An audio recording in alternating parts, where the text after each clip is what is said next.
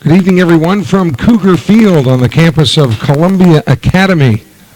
It's time for Sumrall Bobcat baseball action as the Bobcats take on the Cougars of Brookhaven Academy. Sumrall will be the visiting team in this contest. It's amazing that this game is being played at all considering the weather around the area, but coaches involved wanted to make sure this one did get in today, so after a delay and a cancellation of the West Jones game this morning, there were several phone calls made and making sure that this one would happen. And apologies at the top of the webcast. The weather throwing me a curveball or two with allergies and so on, so my voice not near 100%, but we'll do what we can to get through it. Brookhaven Academy in the field. They will serve as the home team, and they will face the Sumrall batting order that looks this way. Dennis Jackson, the center fielder. He leads it off. He'll be followed by Hunter Barrett playing third. Mason Story, the first baseman, bats in the 3-hole, followed by the right fielder, Garrett Robbins. Robbins had the game-winning hit against the Aggies yesterday. Billy Garrity bats fifth. He's playing left field, followed by the catcher, Graham Crawford. Seth Mitchell, the designated hitter tonight for Sumrall, he bats seventh as we are underway, and the first pitch is outside to Dennis Jackson. Zane Berry bats eighth, playing second base, and Tanner Morgan rounds out the Sumrall lineup. Morgan, the Bobcat shortstop. The 1-0 pitch is in there to Dennis Jackson. On the hill is Caston Thompson, the left-hander for Brookhaven Academy's Cougars, playing here on the Columbia Academy Cougar field. 1-1 pitch to Jackson, breaking ball in there for strike two. And the leadoff hitter for Sumrall in an 0-2 hole. Sumrall coming off of that extra inning win yesterday in Brooklyn. Swing and a miss. Jackson down on strikes. And very quickly the crafty left-hander has one punch out here in the top of the first inning. And here's Hunter Barrett now, the Bobcat third baseman. Coach Larry Knight had a meeting with the team this morning and was rather animated in his comments about his team's play yesterday. Just didn't feel like the guys' hearts were in it. His first pitch goes outside to Hunter Barrett. So we'll see how the Bobcats respond here tonight against Brookhaven Academy, as Hunter Barrett now takes a strike. 1-1 here in the top of the first inning, scheduled for 7. Outfield does have some wet spots in it, but remarkably, considering how much rain this field has taken, it's in great shape. That pitch sails outside, 2-1. You can look for the pitchers to be reloading with fresh baseballs. It's wet, slick, still cloudy in the area, but as far as we know, no more rain. Base is empty, one out for Sumrall here in the top of the first. The 2-1 pitch to Barrett is on the corner, strike two. 2-2 now with the Bobcat first baseman Mason Story on deck. We'll be talking about the district race and how it is shaping up. Swing and a miss. Hunter Barrett chased a pitch that was up and away, it looked like. He's down on strike, so 2 up and 2 down, both via the punch out, and here comes Mason Story. Sumrall will be back in action Tuesday night at home against the Poplarville Hornets, where they always bring the sting.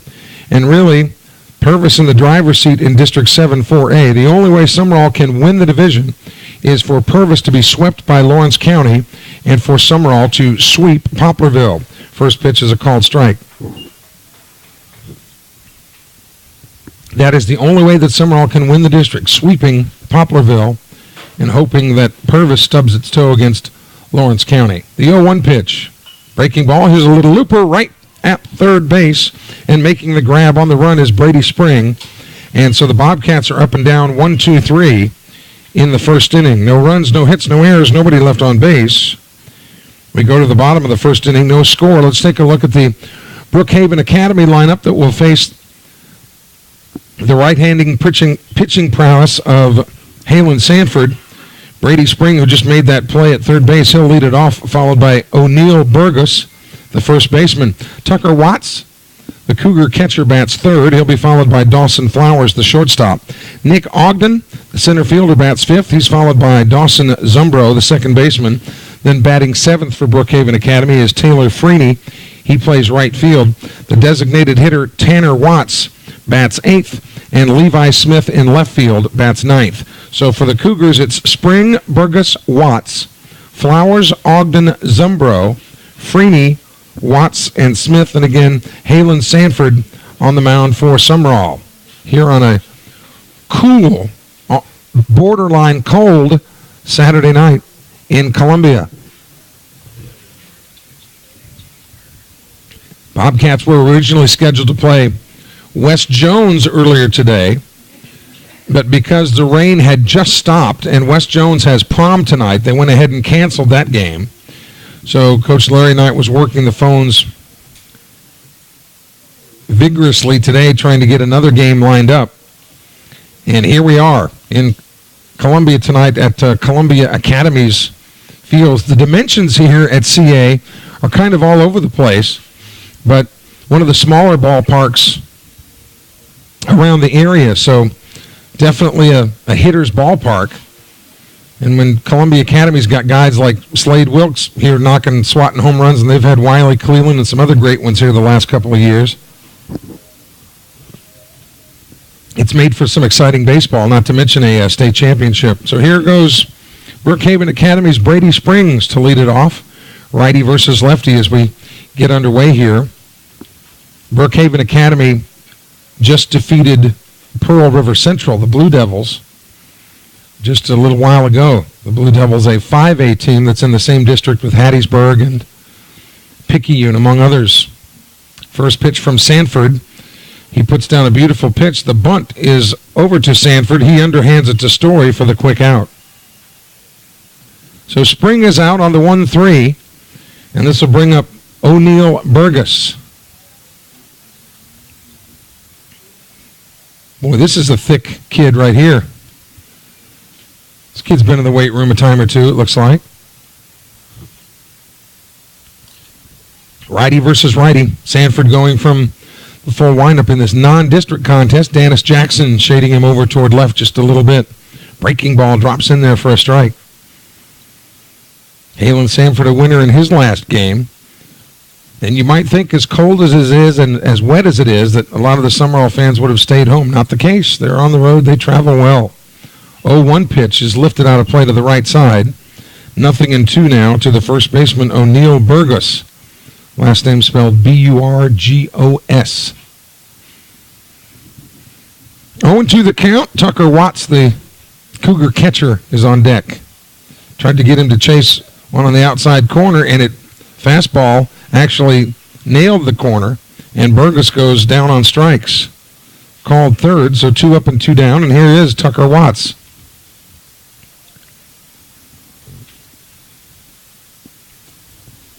Brookhaven, I keep thinking that Brookhaven is just down the road here from Columbia, but actually if you go further west, you got Tylertown and then Macomb. And Brookhaven is actually north of Macomb on the 84 highway, which runs east to west from Waynesboro to Natchez. First pitch is low. Tucker Watts up to bat. Looks at this pitch from Sanford. A little looper right to the shortstop, Tanner Morgan. The bottom of the first ended exactly the way the top of the first ended, except this one goes to the shortstop. So the Cougars are up and down 1-2-3. No score at the end of one. Sumrall will send up Robbins, Garrity, and Crawford in the second inning. Next webcast will be Tuesday night when Sumrall hosts the Poplarville Hornets in District 7 4A play. It is the last week of the regular season. Then the Bobcats are scheduled to go back to Pop Vegas on Friday. And then Saturday, the Lamar County tournament takes place where Sumrall will play scheduled to play the Oak Grove Warriors. And we say weather permitting, and as wild and as wacky as our weather has been down here, St. Louis today, it was snowing. It's the 7th or 8th of April, and it's snowing in St. Louis. So I guess things could always be worse. So the lefty, Caston Thompson, finishing up his warm-up tosses. You look at this Brookhaven Academy lineup, a couple of guys with the first name of Dawson, and I can't help but wonder if their parents were fans of Dawson Creek, the old TV show back in the day, when everybody seemed to be naming their kids Dawson.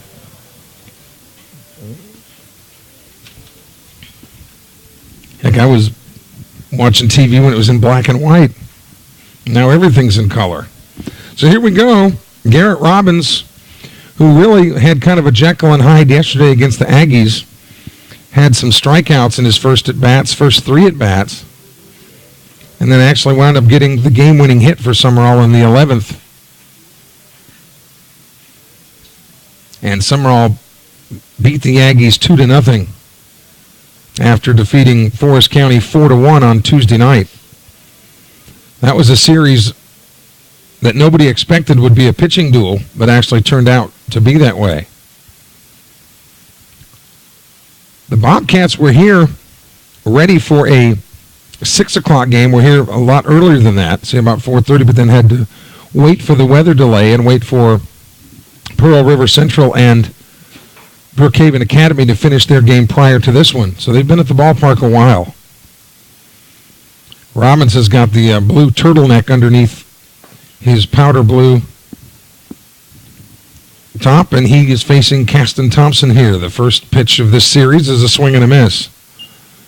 I mentioned the turtleneck by Robbins because talking with Grant Reddy before the ball game, Grant was talking about how cold he was, the relief pitcher for Sumrall, an occasional first baseman. Here's the 0-1 to Robbins. This one is tapped just wide of third. And Reddy said one of the reasons he thought he was so cold is because he wasn't even wearing a T-shirt underneath his jersey. And the temperatures have been dropping steadily since the front came through. So if Grant Reddy is called upon tonight, he's going to be the guys whose knees are knocking. He's going to be pretty chilly out there. The 0-2 pitch coming to Robbins. Swung on. Here's a little flare out toward left field. Coming on and making the catch on the run is Levi Smith. And Garrett Robbins is retired. So 1 out in the inning, and here comes big-time Billy Garrity. Garrity has played several positions and playing another one here tonight, left field. About the only position he hasn't played this year, in fact, I think this is right, is shortstop and second base. He's played every other position. There's a strike. He is verbally committed to Southern Miss. Southern Miss was beaten today by Western Kentucky 7-1. Lefty versus lefty, the matchup here. They play him straight away. Breaking ball, inside corner strike. Garrity actually turned away from it like he was about to get hit, but it broke back across the plate, so he faces an 0-2 hole now. Thompson, the left-hander, changed speeds on that one. The change that missed outside. 1-2 now to Garrity with Graham Crawford, the Iron Horse for Sumrall, who's caught just about every game this year. For Sumrall, the 1-2 pitch. Breaking ball, got a piece of it and put it into the screen. So 1-2 now to Garrity. And really, when you look at the commits that Southern Miss has gotten out of Sumrall over the years, they've almost always been pitchers. And although Garrity can throw you an inning here or there, he's primarily a power-hitting outfielder. Swung on. Here's a shot into right field, a base hit. So Garrity delivers a one-out single. And here comes Graham Crawford. The Bobcats in their powder blue tops with gray pants. The guy's not really impressed with this color combination. I asked him about it, and they said, well, one of the things Coach Knight said this morning is if we're going to play ugly, we're going to look ugly. So they got the worst color combination they could come up with as a hopes to inspire his Sumrall team, who most people would say really kind of went through the motions yesterday against Forest County. First pitch is outside, ball one. A game that by all rights Sumrall should have won and did, but they did just look like it was a half-hearted effort for most of the game. 1-0 pitch coming.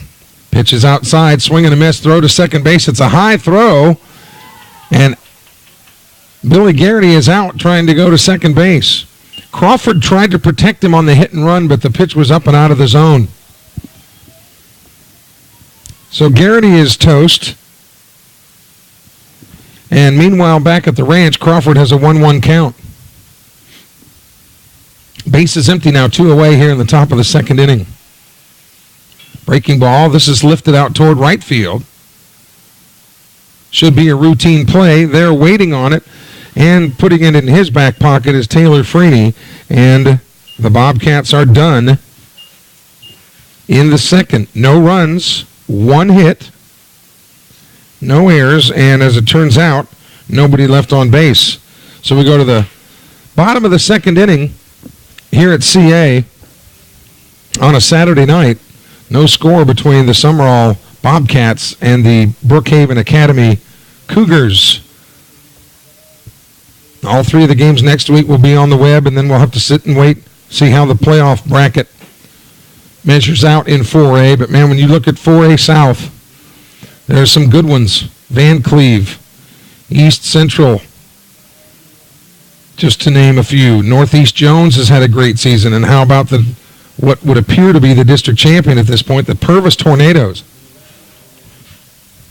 who Coach Tony Farlow would even say has outperformed their expectations this year. So it will not be a cakewalk for any team in the South. But there's really about 3 seasons: the non-district season, the district season, and the playoffs. And in District 7 4A, the 2 teams on the outside looking in would be Forest County AHS and Lawrence County. So it looks like the 1 seed will be Purvis. Of course, it's not said and done yet completely. Purvis would be the 1 seed. Sumrall would be the 2nd seed. Then Greene County and Poplarville would round out the other teams that make the playoffs. 4 of the 6 go. And the first place team does not get a bye. Everybody plays in 4A. So here we go. Dawson Flowers, the shortstop, leads it off for Brookhaven Academy here in the bottom of the second inning. It's time for a Sumrall roll call. Wherever you are in the country, we'd love to hear from you. Shoot us a text at 601-310-7077. We'll give you a shout out. Let us know who you're cheering for in particular, and we'll get the word out to everybody. Alan Sanford from the full wind brings the 12-6 bender in there for a strike. I have a feeling with as long as the day it's been with the rain and field prep and everything, even the umpires are human. Anything close is going to be a strike tonight. Swing and a miss. Well, Flowers tried to air condition this place with that swing. Looked like a Phil Mickelson wedge trying to get it over the wall. 0-2 count. Sanford gets the signal from Crawford. Works outside. 1-2. The Masters winds up tomorrow, the first major in the PGA Tour season. Hubfest was today in Hattiesburg. Got a little bit late start, and it was cold, but the Adam Doliak band performed anyway. 1-2 pitch, check swing. Did not go. Raymond McRaney is checking in from Marrero, Louisiana, a 1976 graduate of Sumrall, the bicentennial year. I'll bet that was a fun year to graduate. Of course, a lot of these kids who play for Sumrall now, their parents weren't even born in 76. 2-2 pitch. Swung on, lifted out to right field, and that drops for a base hit.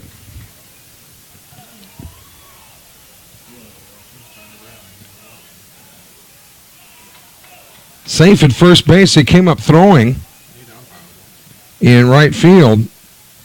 Robbins came up to throw the ball to first base, thinking it was going to be routine. Flowers just didn't go full speed down to not knowing that Robbins would pull the trigger. And it looked like really neither umpire was keeping as close an eye on that play as they should have. The throw also taking the umpires by surprise. So Flowers is going to be credited with a single. And Nick Ogden, the center fielder, comes up now as the Cougars have their leadoff man aboard here in the bottom of the second inning.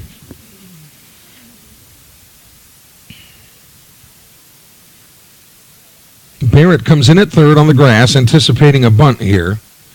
Boy, what a day it would be for Brookhaven Academy if they could sweep Pearl River Central and Sumrall on the same day. First pitch is a strike at the knees as Sanford came right at the strike zone and got one across the knees.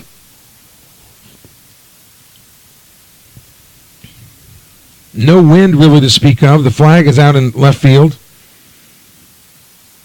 All quiet for the moment. Throw over to first base, runner back in time. We mentioned those throws over to first base, talking with Larry Knight prior to the game, too. One of the things that Forest County and Sumrall did not do very well yesterday was be attentive on the bases. A lot of pickoffs in that game yesterday. The bunt is shown, but fouled off to the right side. Curveball, the very toughest pitch to try to bunt, and that's what Sanford threw in there. So Ogden, the center fielder, hitting in the 5-hole, fouls that away and is in an 0-2 count now. Interesting that you'd have your 5-hole man put the bunt down. Usually those sluggers in the middle part of the order, they don't like to bunt and generally aren't very good bunters. Here's the 0-2. Breaking ball. There's a little loop into left field. Barrett tried to dive to his left to make the play, but it got under his glove, and now a throw comes in. The Bobcats get sloppy with the baseball, and everybody will advance a base. And that's Garrity in left field, whose throw came in a little bit high and hot. So I think you have to give the the Cougars a hit and the Bobcats an error. And here's Dawson Zumbro now with runners at second and third and nobody out here in the second.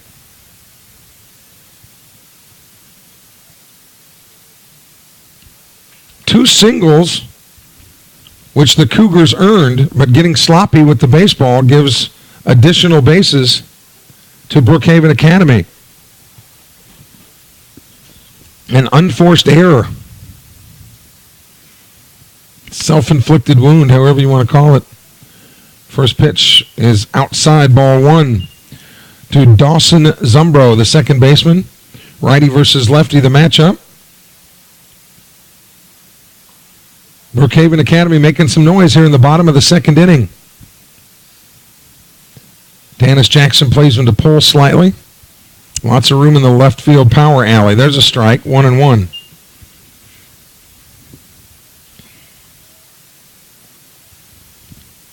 The double play is not set up here. That's the other thing that could prove to be costly for Sumrall. With runners on first and second, the double play would be in effect. Now runners on second and third, the only force is at first base. Try to put the bunt down, safety squeeze, but that goes foul. So 1-2 now to Zumbro. I think probably that Brookhaven Academy will work on bunting this next week.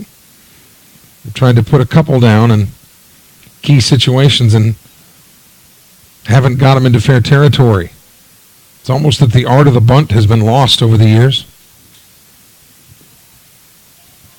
So 1-2, Sanford with the advantage here. Sumrall needs an out here in the bottom of the second inning. The 1-2 pitch. Breaking ball high and away. 2-2 now.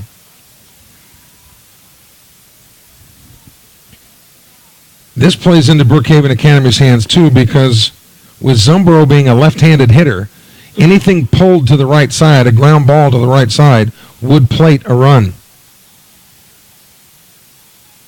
Sanford off of the pitching rubber.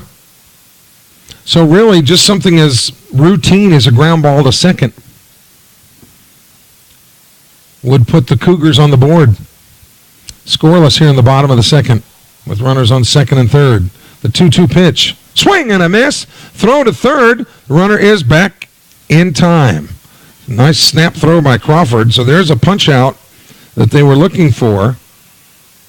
One away, second strikeout for Sanford, and here comes Taylor Freeney, the right fielder, who caught Crawford's fly ball to end the top of the inning. Freeney hitting seventh in the order. Sanford taking a lot of time getting the signal, and Freeney wants to make him pay for it and steps out of the box. A lot of the baseball fans here tonight with stocking caps and blankets and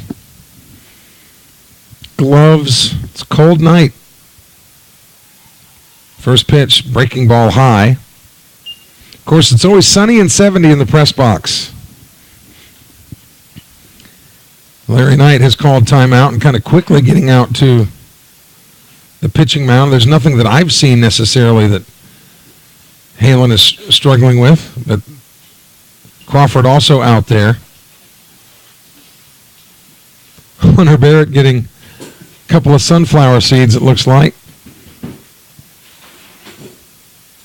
as almost the whole infield is huddled up.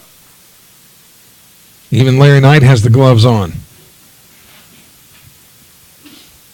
And not boxing gloves, although he'd like his team to fight a little bit more.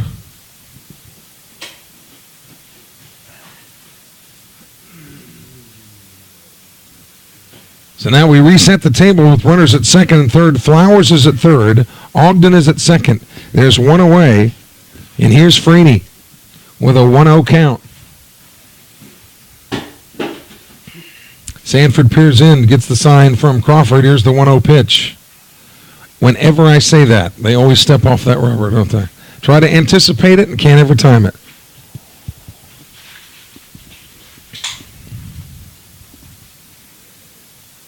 So they'll get to work again. Halen Sanford. Halen spelled H-A-L-I-N. Sorry. There's a strike on the outside corner. 1-1 now the count. Aces across. A ball, a strike, and an out. Brookhaven Academy here would love something to the right side, as we just talked about. But now you've got a right-handed hitter that would have to be forced to go the other way.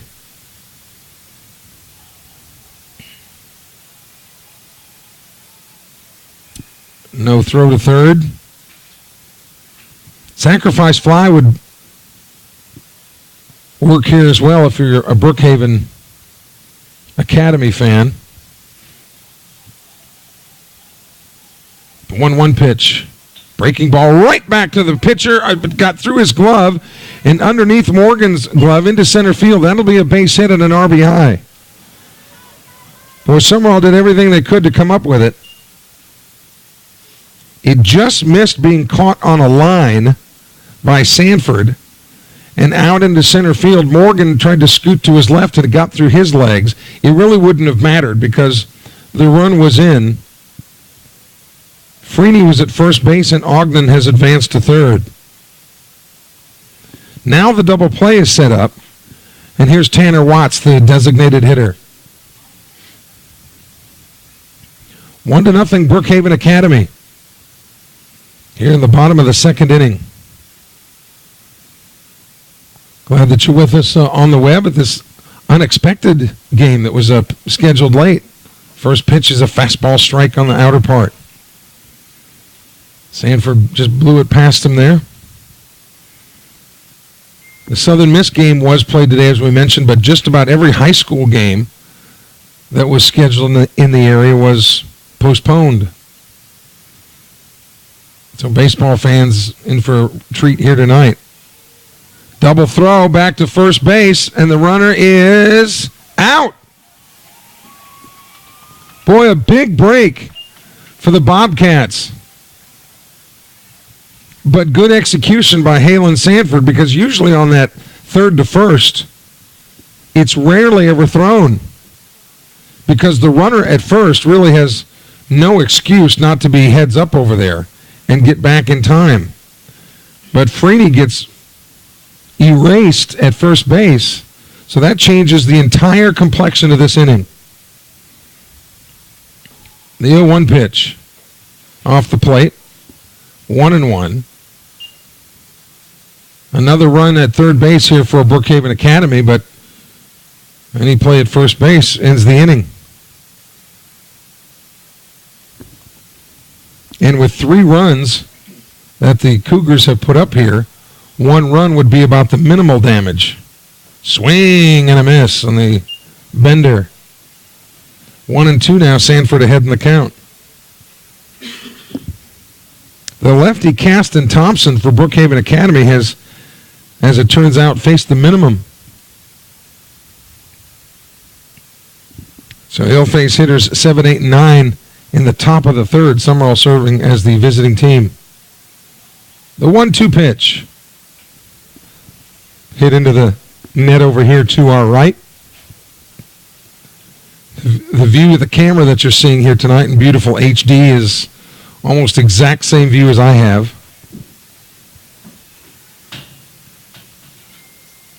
Although the camera doesn't need 125 readers in order to see what's going on. The 1-2 swung on, popped it up.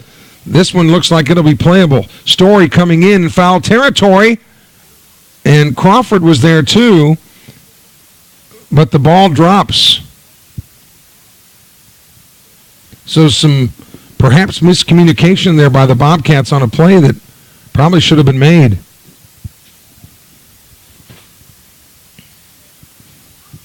So 1-2, and after all that, you sure hope that Watts doesn't get a hit now when he should have been out of the inning.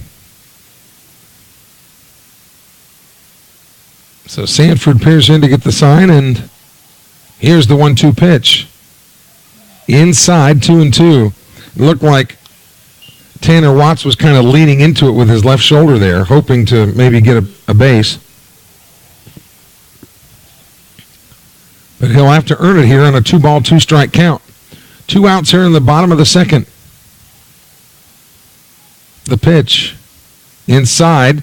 Gets by Crawford, but not far enough for Ogden to take a chance at advancing from third. So the count goes full now. Should Watts get on base, then Levi Smith, the left fielder, would come up. For Brookhaven Academy. The Cougars playing at Cougar Field, but it's Columbia Academy Cougars, not the field that is. 3-2 pitch, got a piece of it and tapped it foul.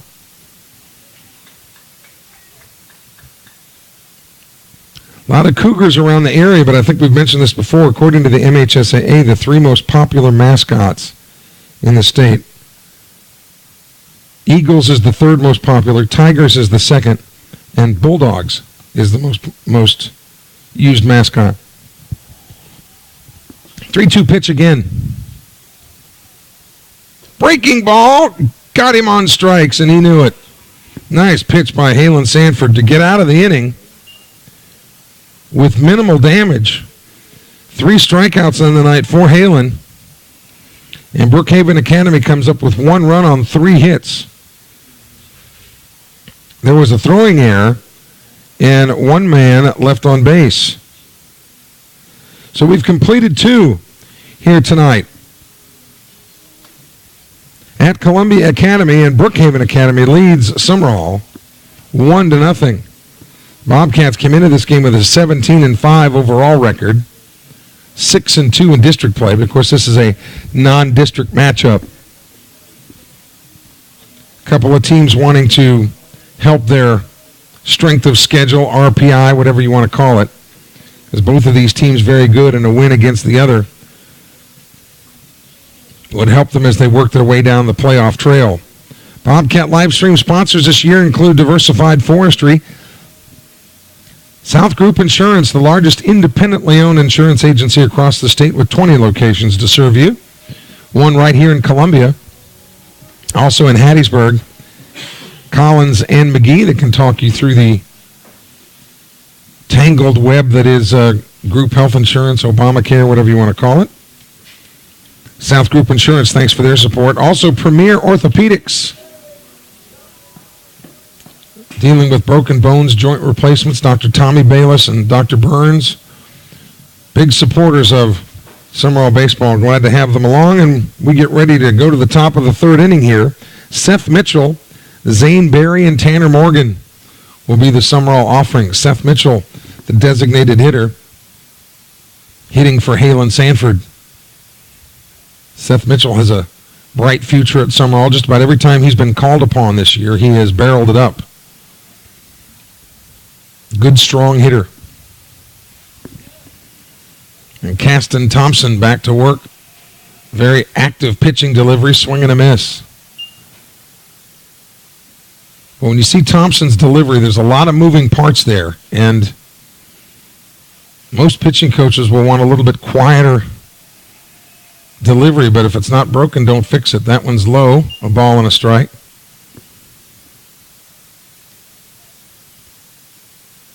Bobcats looking for some punch at the plate. 1-1 pitch, a strike on the corner. He's behind in the count now, 1-2. They put up 4 against the Aggies on Tuesday and then had to go 11 innings to come up with 2 runs yesterday. So the Bobcats have just not hit the ball well this past week. 1-2 pitch swung on, and there's a base hit into center field. Seth Mitchell with a leadoff single here in the third. I'm telling you, man, that guy's a hitter. He hits it hard and make contact just about every time he's up. Here's Zane Berry, the talented second baseman for Sumrall. Coming in at third, suspecting a bunt, is Brady Spring. We'll see how Sumrall plays it here. Here's the pitch outside, thinking that the runner might be going. Here's why a bunt might also be effective for Sumrall, because you've got Berry, a right-handed hitter, and you've got Thompson, a left-handed pitcher. If Thompson has to field the ball to his right, he has to come toward the third baseline and make a complete turnaround with his body in order to throw to first. So it's more advantageous to bunt against left-handed pitchers than it is right-handers. That pitch is outside, 2-0. But Berry has not shown at all that he's going to bunt here. The 2-0 pitch. There's a strike down the middle. So Brady Spring backing up. He's about even with the bag now at third. Now coming back in. He's not necessarily sold that he's not going to bunt. Swung on, and that one is nubbed into the screen over here to our right. So that should convince him he's not going to bunt, and he'll back up. 2 balls and 2 strikes to Zane Berry. Seth Mitchell with a leadoff single here in the top of the third. Sumrall trailing Brookhaven Academy 1-0.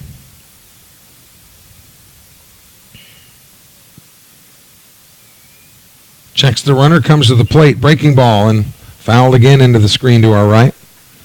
You have to really keep your weight back and wait for that bender to get into the strike zone before pulling the trigger.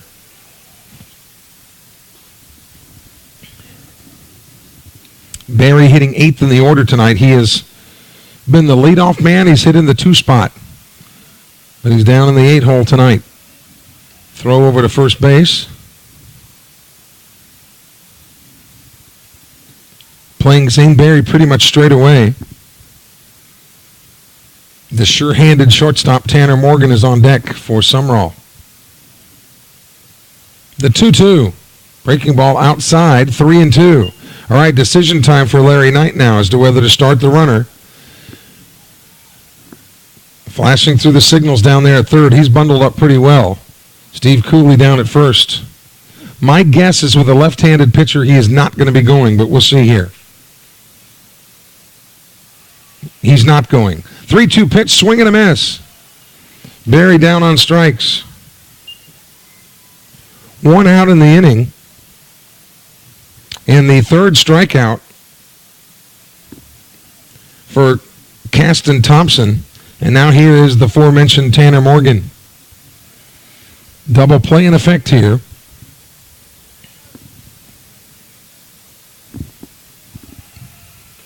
Shows bunt, but pulls it back and takes a called strike. 3 hits for the Cougars, 2 hits for Sumrall. Bobcats batting in the top of the third inning. On a cold Saturday night in Marion County. Time called at the plate. Sumrall returns home Tuesday night against the Poplarville Hornets, where they bring the sting.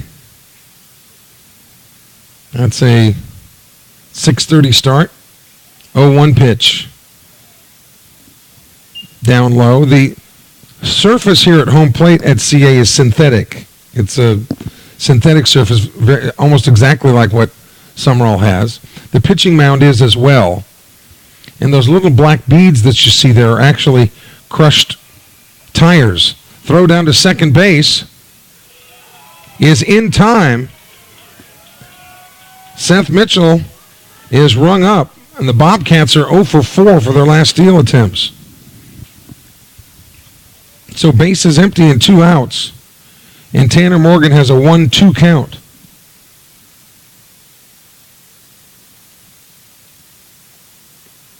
The left-hander from the full windup kicks and delivers. Breaking ball outside. 2-2 now.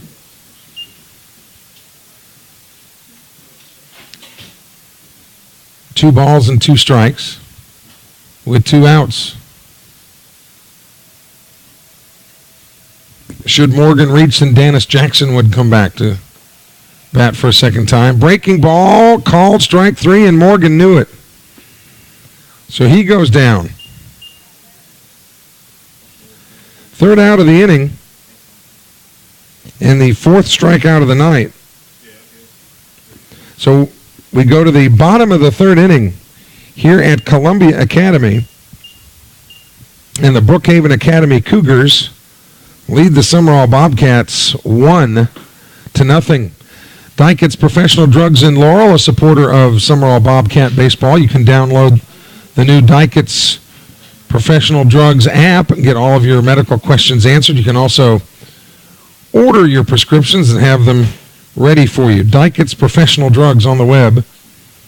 And MCS Insulation and Building Supply. If you use it in, on, or around your home, you'll find it at MCS. And take a bite out of those summer cooling bills by having your insulation reassessed. Sometimes just like a foundation on a house, insulation can settle. And sometimes you need a little bit more. The pros at MCS Insulation and Building Supply can help take care of that for you.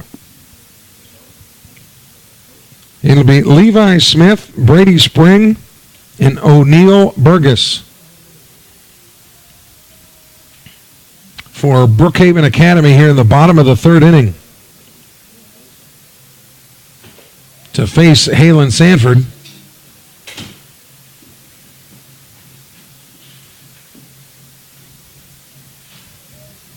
Brookhaven Academy, his uniforms look a lot like PCS and Sacred Heart, don't they? A lot of blue and white. Dennis Jackson kind of jogging around in center field a little bit to stay loose on this cold Saturday night.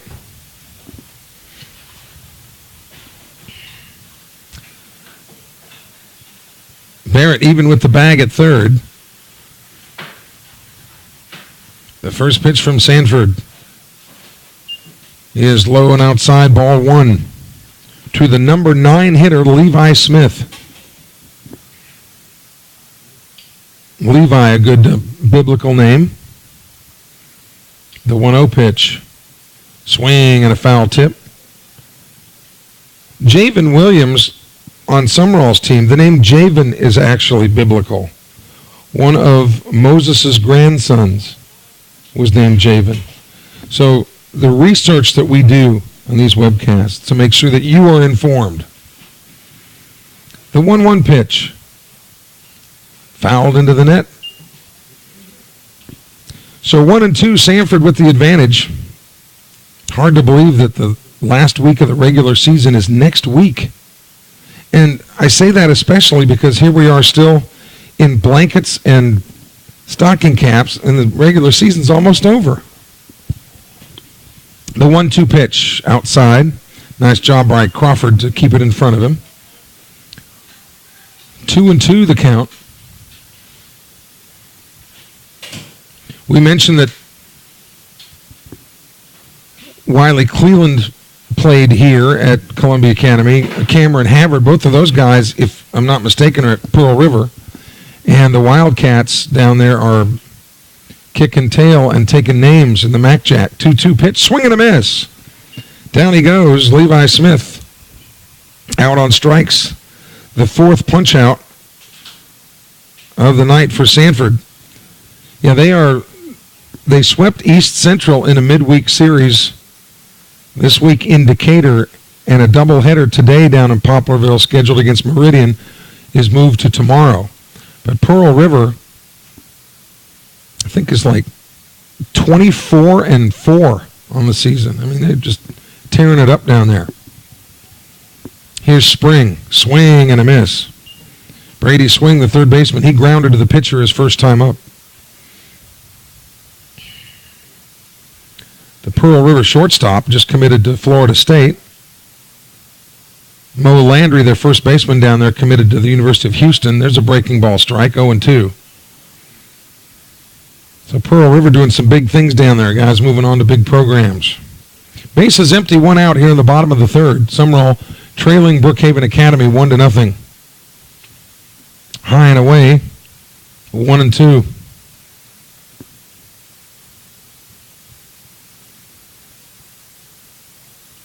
Cameron Havard's younger brother, Drew, is here at CA still playing. Here's the 1-2 pitch. Swung on, slow roller, will stay. Foul. That ball is foul. And, man, what a play by Barrett. Barrett was going to glove it, knew that he wouldn't have a play anyway, so he said, I have nothing to lose by letting the ball roll, and it just got foul before it got to the bag. Well, you talk about a roll of the dice there. But Hunter Barrett, as it turns out, made the proper decision. 1-2 the count.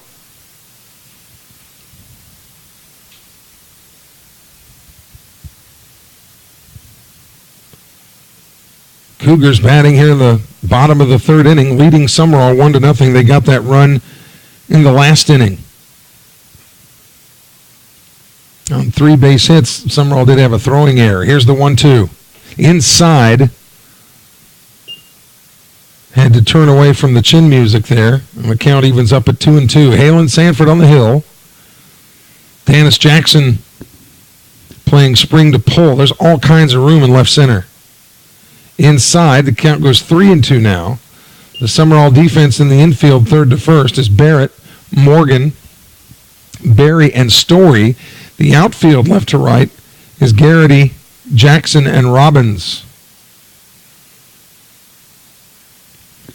Payoff pitch coming with the bases empty and 1 out. Too high. He lost him. Ball 4. As Spring coaxes a walk out of Halen Sanford, his first free pass of the night issued. And here's O'Neal Burgess, who struck out looking in his first at bat. Bobcats looking for a crisply hit ground ball right at somebody. Sanford goes from the stretch, first pitch, swing and a miss. This Burgess looks like he's swinging a redwood down there. Bat looks humongous.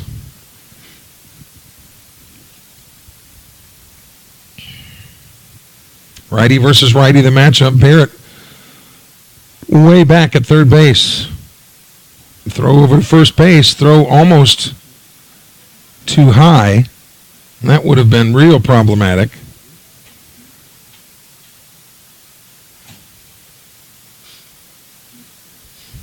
We mentioned how CA's Columbia Academy, the host school here, is cranking out players.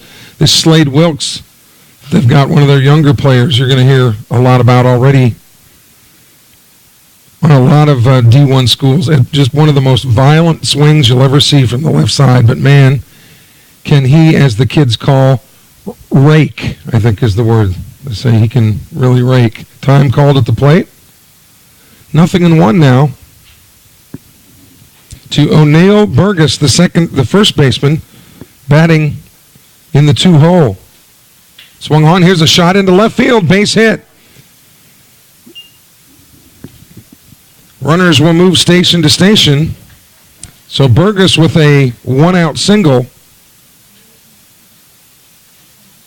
So runners on first and second with one away, and here's Tucker Watts.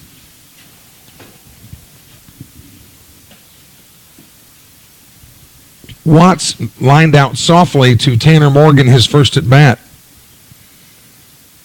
But the Cougars are making a little noise here in the bottom of the third inning, leading Sumrall 1-0.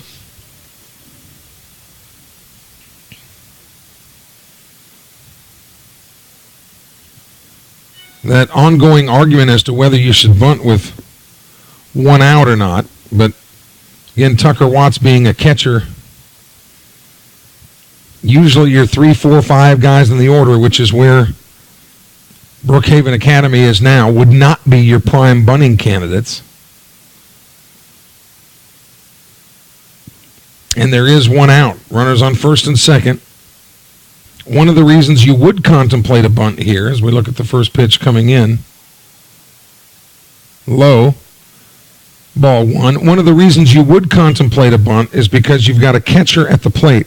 Catchers don't traditionally run very well, and a bunt would alleviate the chance of a double play.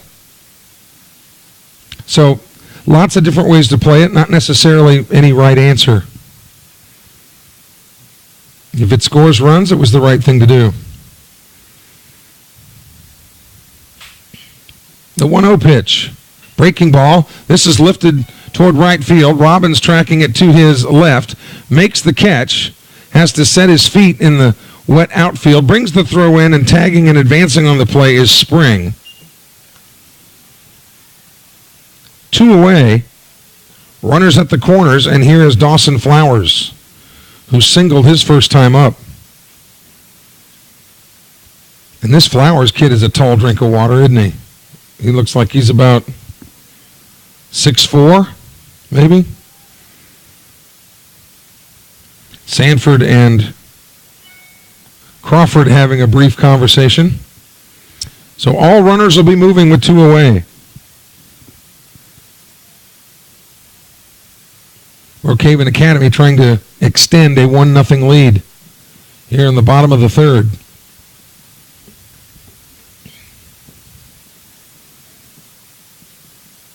The first pitch from Sanford is inside. Ball 1, that 12-6 breaking ball. Dennis Jackson now more or less straight up in center field.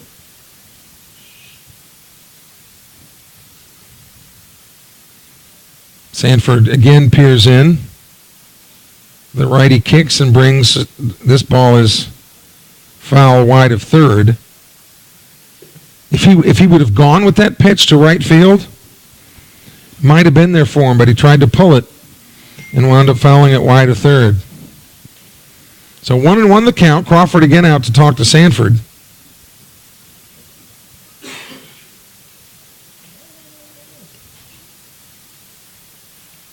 You think lots of times towns will say that they've arrived once they've gotten a Walmart. But now Columbia Academy has arrived because they've put a Dollar General in right across from the campus. Dollar General, where their corporate slogan is, a store every 100 yards. Here's the 1-1 pitch with runners at the corners.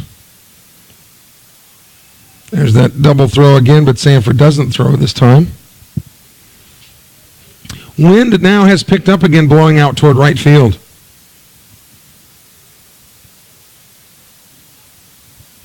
1-1 the count to Dawson Flowers. Again, low. We talked about those little black beads that you can see on the synthetic surface. Yeah, those are actually crushed up tires, a good way of recycling old rubber. Softening the blow for any slide that comes in there and also helping with drainage. 2-1 pitch. Here's a drive toward left center field. Billy Garrity going on the move. Garrity will not get there. It's at the base of the fence.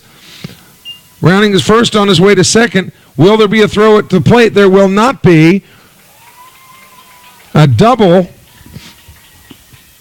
For Flowers, he's got a single and a double on the evening, and Brookhaven Academy has extended its lead to 3-0. 2 RBIs on the play with 2 outs, and it's Nick Ogden. Christy Martin has logged on, and she's watching the Bobcats from Folsom, Louisiana. She said she's watching on her Samsung tablet, but I don't want to have to write an invoice out to the Samsung company, so we won't say that. So runner at second. Here's Ogden. He singled his first time up. That ball was hit in a place that neither Garrity nor Jackson could get to, and both of them are very fleet of foot. You've got the quarterback of the football team in left field.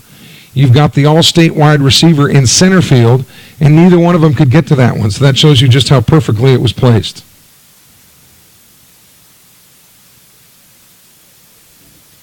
Nothing in 1 to Nick Ogden, the Cougar center fielder.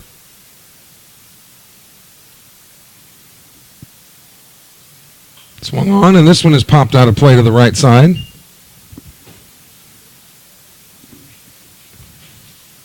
Nothing in 2. Batting in the bottom of the 3rd inning. Sumrall trailing 3-0 in this non-district contest. Big gap in right center field. Here's the 0-2 pitch. High and away, 1-2. Should Ogden have any luck against Sanford, then Dawson Zumbro would come back up. Zumbro, isn't that like a clothing line or something? Didn't they? Umbro. Oh, not with, okay. Umbro with a Z.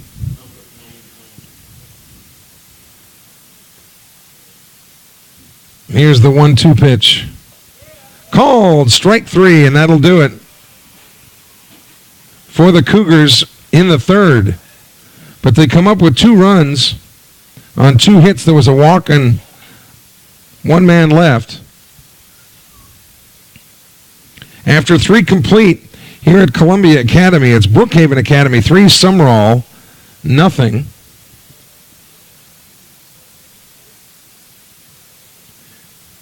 You said that Umbro was in the 90s? Doesn't exist anymore?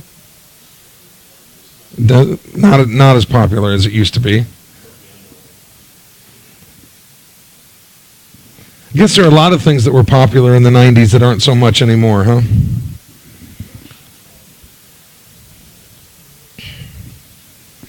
So for Sumrall, they'll go back to the top of the order. Dennis Jackson, Hunter Barrett, and Mason Story. Kelly Sander with you on a Saturday night, along with producer-engineer Jeremy Thompson. Over here enjoying the great food here at Columbia Academy.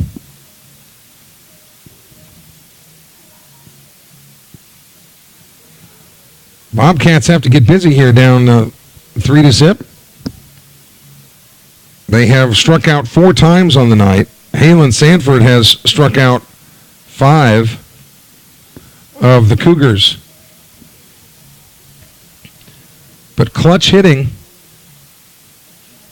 for the Cougars has given them a 3-0 lead.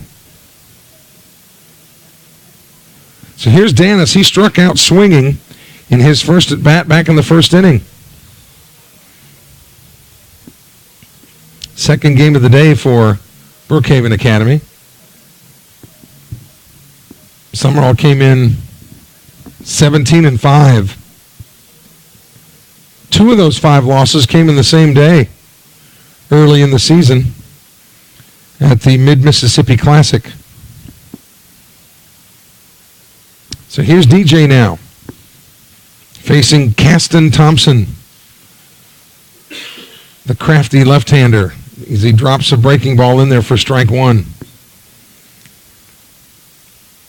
The Cougar defense has Spring at 3rd, Flowers at short, Zumbro at 2nd, Burgos at 1st. Swung on, and that chopper is wide at 1st. The outfield left to right is Smith, Ogden, and Freeney.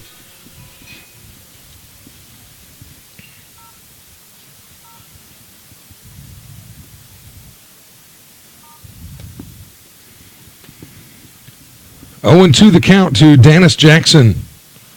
His head football coach, Shannon White, is in the audience tonight.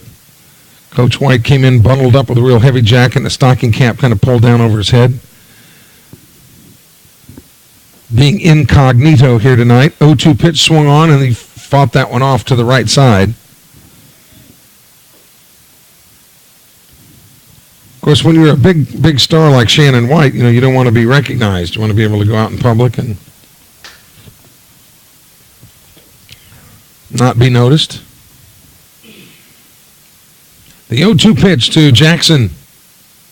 Off-speed pitch, tried to get him to fish for it, but he laid off of it. 1-2.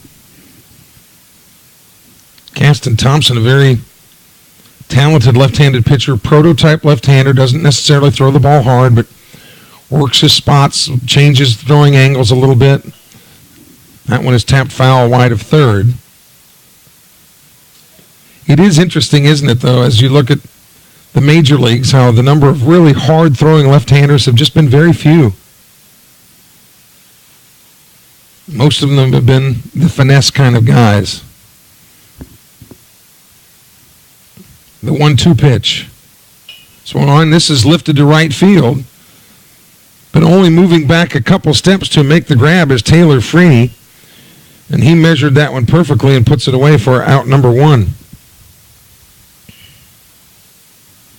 And here comes Hunter Barrett, who struck out swinging his first time up.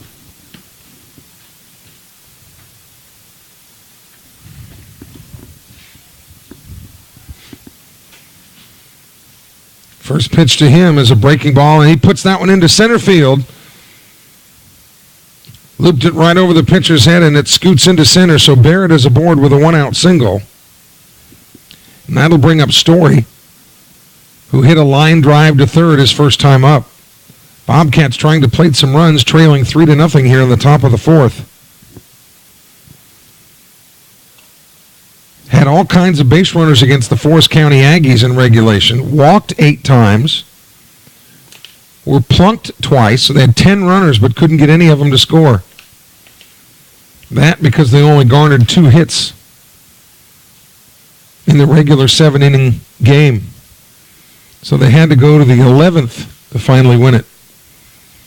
Robbins with the game-winning hit. Swung on and into left field. A base hit.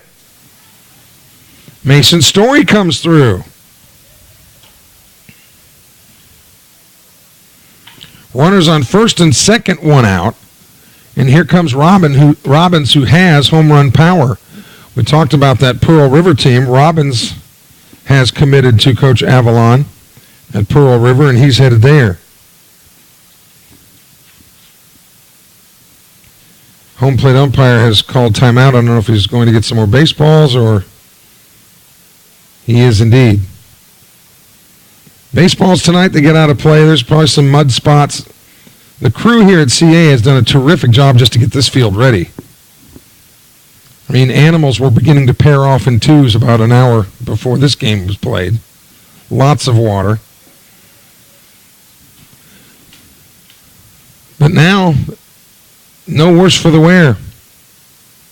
First pitch to Robbins is a pitch that's low, ball 1. If Robbins could get one up in the air here, we could have a tie game. Robbins hitting as the cleanup hitter, playing right field tonight. He has DH'd quite a bit this year because of that tender hamstring that he suffered early in the season. He and Billy Garrity have a chat. And Bobcats ready to get back to work here, threatening with runners on first and second and just 1 out. Here in the 4th, trailing Brookhaven Academy 3-0. The 1-0 pitch.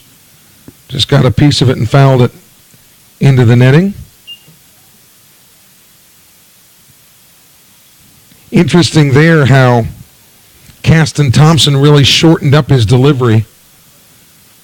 And when he goes from the full wind, all kinds of moving parts. But he can shorten up that delivery like right there. This is a drive to right field. That ball is back. It is back. It is gone. Robbins has deposited it beyond the fence in right field. And as it turns out, I guess I called it, huh? With a home run to right, Robbins has tied this game. Garrett Robbins had the game winner yesterday against the Aggies and has a 3-run shot here, and we are tied at 3. Aloha on the steel guitar. So now base is empty with one away.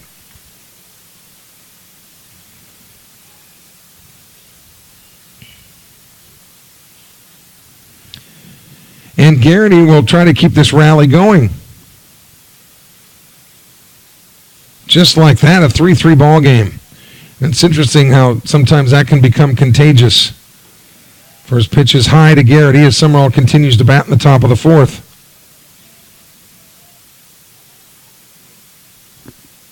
Southern Miss beaten earlier today by Western Kentucky 7-1. The 1-0 pitch.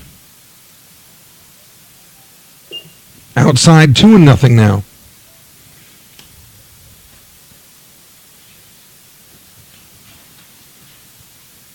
Lefty versus lefty, this matchup.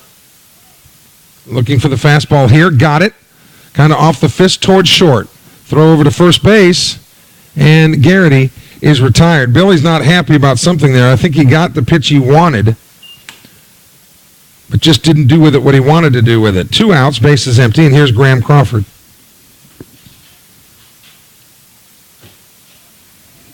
On 2-0, he was sitting dead red fastball, and that's what he got. And just didn't time it very well. Crawford flew out to right field his first time. Breaking ball drops in there and a beauty for strike 1. Crawford hitting 6th in the order for Larry Knight. The Bobcats return home Tuesday night against the Hornets of Poplarville. District 7 4A action.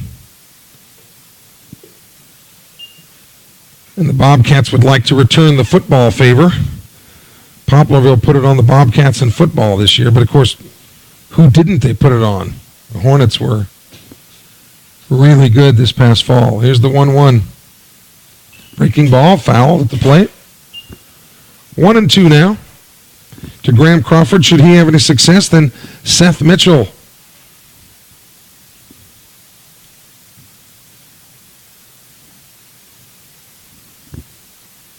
Seth Mitchell would come up, and he's already singled tonight. Here's the 1-2 pitch. Off the plate, 2-2. Sumrall, the visiting team here tonight. As we mentioned, Brookhaven Academy already defeated Pearl River Central earlier. Here's the 2-2. Breaking ball, popped it up. Calling for it, left side of the infield. Shortstop Dawson Flowers puts it away.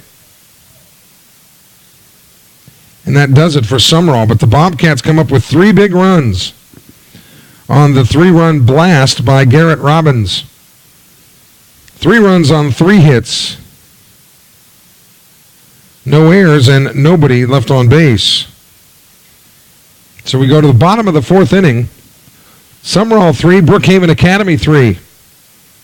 Looking at the line score for Sumrall, 3 runs on 5 hits. For Brookhaven Academy, 3 runs on 5 hits. Zumbro, Freeney, and Watts will come to the plate. For Brookhaven Academy in the bottom of the 4th.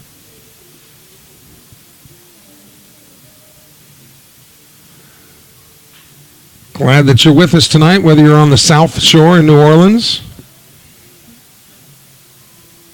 or on the North Shore of the Great Lakes. That's the good thing about the World Wide Web, is you can be with us wherever. Sully Clark's relatives from Pennsylvania were tuned in yesterday. But Mother Nature has been a little bit fickle this spring here in South Mississippi. Just when you think we're in the clear temperature-wise, we get back into these colder ones tonight. Halen Sanford back on for his 4th inning of work the scheduled 7-inning contest. Really, you think about it, there's only been a couple of games that haven't been really close and close fought.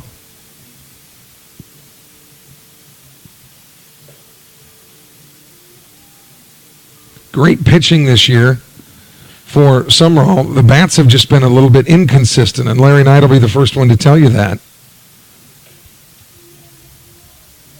But it's good for Halen Sanford to get some work tonight, just like Hunter Barrett the other night. Cross Sibley was his usual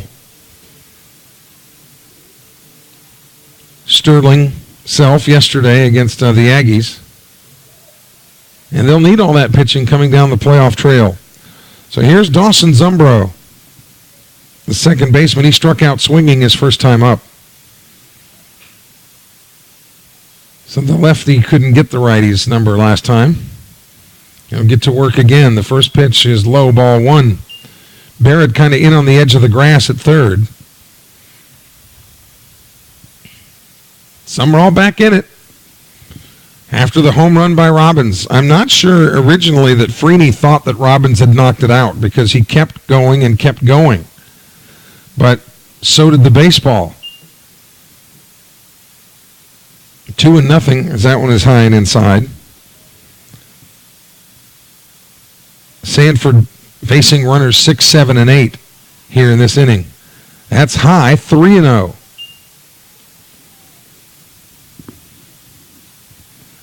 So no doubt Zumbro will be on the take here as the Cougars look for base runners in this tie game. The 3-0 pitch. Low, ball four. A 4-pitch walk to Zumbro.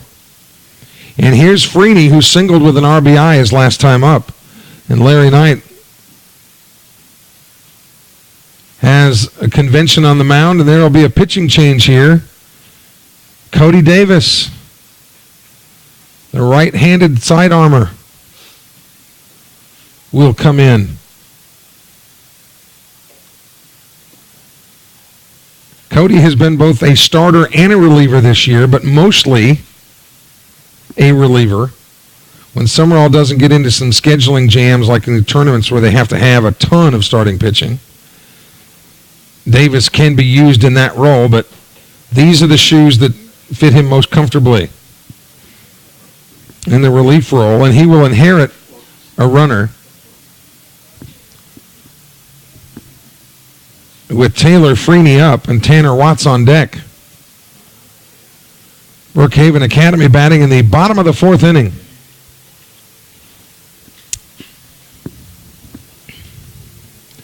On a rainy, what was rainy, and cold Saturday.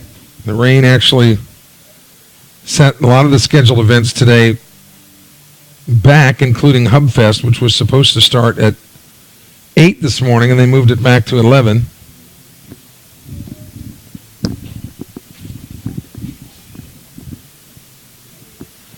So Davis finishing his warm-up tosses here.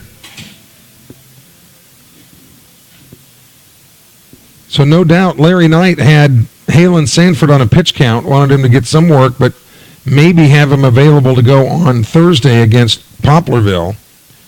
And again, a good chance to get Cody Davis some work. Grant Reddy worked yesterday. Cody, one of the few seniors on this Sumrall team.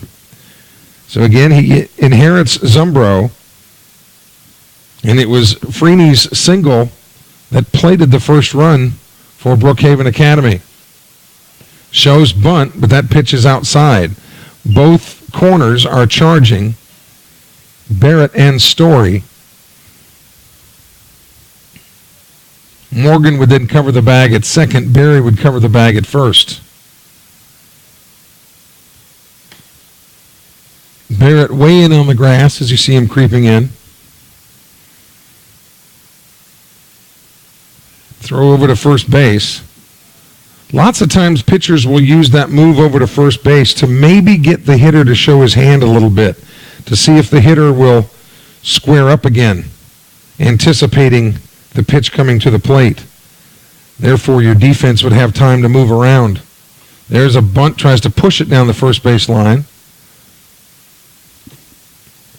But it was wide for a foul ball. Sumrall and Brookhaven Academy tied at three, here in the bottom of the fourth.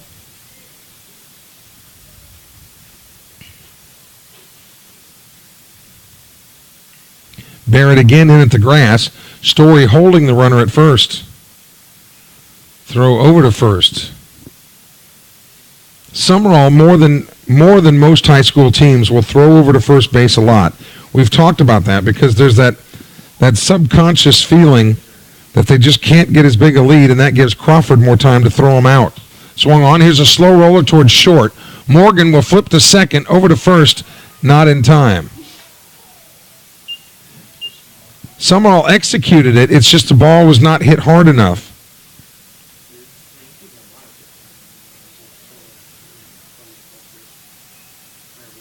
So runner at first and one out.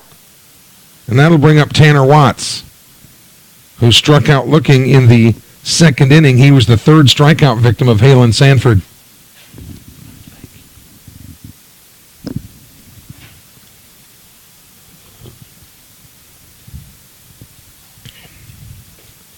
That pitch is low, ball one. Talked about this before, too. Right-handed side armors sometimes have a propensity to run the ball in on right-handed hitters, which can cause and hit batsmen. So Cody's got to be careful of that. That's on the corner for a strike, 1-1. That's exactly where he'd like to be every time. Dennis Jackson in center field, the wind blowing toward right, but Jackson plays him straight up. Tied at 3. Cougars working in the bottom of the fourth. Garrett Robbins' 3-run homer in the top of the fourth has given the Bobcats a pulse when they had flatlined up to that point. Davis peers in to get the sign. Here's the big right-hander's delivery. Inside, 2-1. Tanner Watts, the DH here for Brookhaven Academy, hits in the 8-hole. Levi Smith, the left fielder, is next. 1 out. Runner on first. Low again, 3-1 now. So this is a pitch that Watts can really afford to look over. Now Jackson moves more toward right field.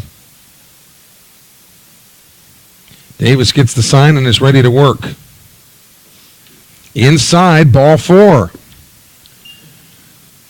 So the only runners that the Cougars have had this inning have been via the free pass.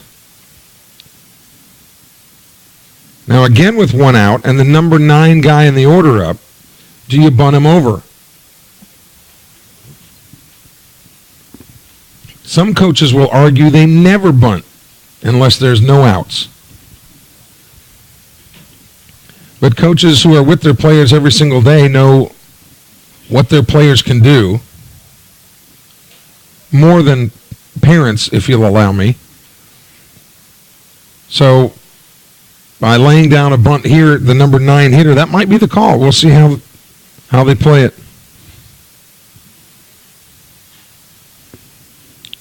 Freeney at second, Watts at first. Swing and a miss. Sure didn't look like a bunt attempt there.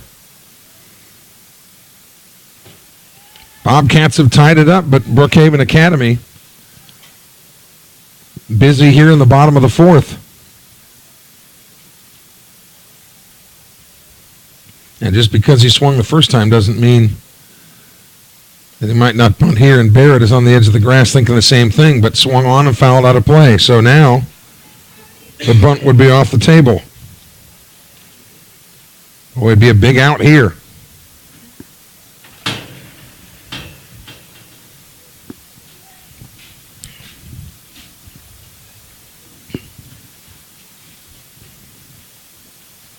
Freedy at second. Watts is at first. Conservative leads. Davis checks the runners. Here's the 0-2. Inside, 1 and 2.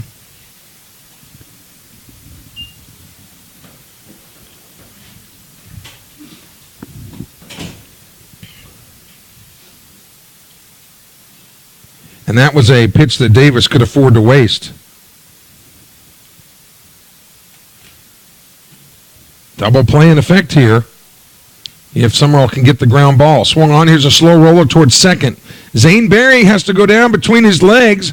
Is able to make the throw and barely retire Levi Smith. He almost lost the handle on it completely, but was able to make the play. Runners advance. Runners at second and third now.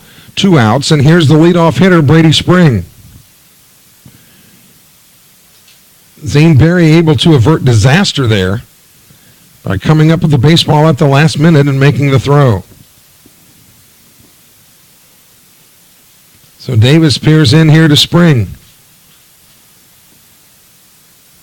Runners will be moving on contact now with 2 away. First pitch, swing and a miss as he put it right down the middle. Man, I had forgotten how good just plain hot chocolate tastes. Plain being the key word there. 0-1 the count.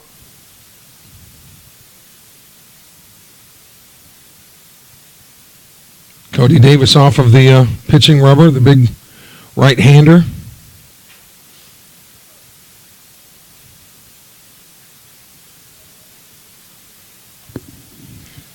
Brady Spring has grounded to the pitcher and has walked and scored. There's strike 2 on the outside corner.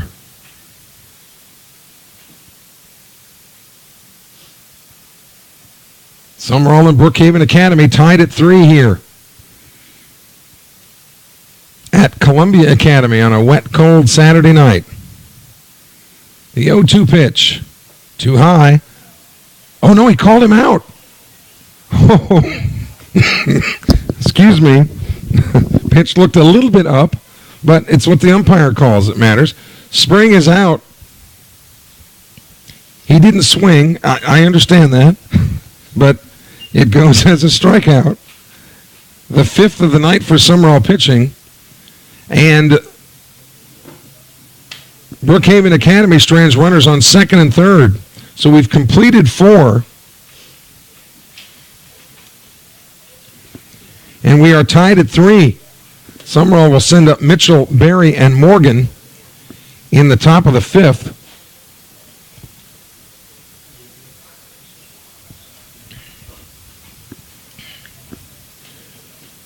Mentioned tomorrow the final round of the Masters. The NASCAR guys are back at it tomorrow after taking Easter Sunday off. There will be some baseball in the area. Southern Miss and Western Kentucky. Pearl River and Meridian playing a doubleheader down at Dub Herring Field in Poplarville. Poplarville's Pearl River College Wildcats are firmly in first place in the MACJC. And really all you heard about was Jones for about 2 or 3 years, and Jones still decent, but not up there with Pearl River this year. Mitchell has singled. He will lead it off, but both Berry and Morgan were strikeout victims. As Sumrall comes to bat here in the top of the 5th inning of a scheduled 7. And Seth is a sophomore, I believe. So as we mentioned, there's only 4 seniors on this Sumrall team. A lot of young talent on Sumrall.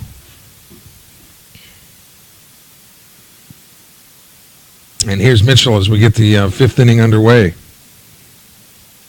Caston Thompson still out there chunking. First pitch is swung on and fouled out of play to the right.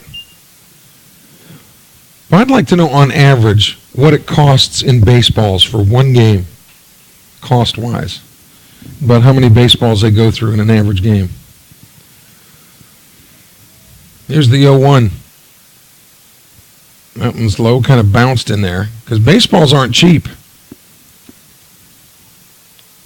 If you ever played golf, too, a little golf ball like that, a brand new one, like, what, $5 a piece for a golf ball? A lot of the woods around Timberton, I could be a millionaire just with the ones I've put in there. 0-1 the count. Or 1-1. That's high anyway. 2-1 now. To Sumrall's leadoff hitter, Seth Mitchell, hitting 7th in the order. He's the DH, hitting for the pitchers. They play him to pull slightly. There's a strike. 2-2 now. The wind has died back down, which is a blessing to the crowd that's here. Only so many blankets you can travel with, I guess. 2-2 pitch misses, so the count goes full now at 3-2. It would be big if Mitchell could get on, because then Larry Knight could implement several different strategies to get the runner over. They have not had much success stealing bases the last week or so. Here's the 3-2. Ball 4. And there goes Mitchell. He's been on each time tonight.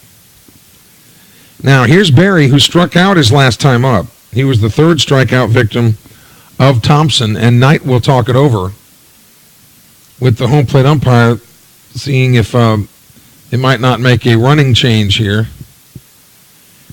And it looks like Sully Clark, who will head over to first base. So Clark will run for Mitchell.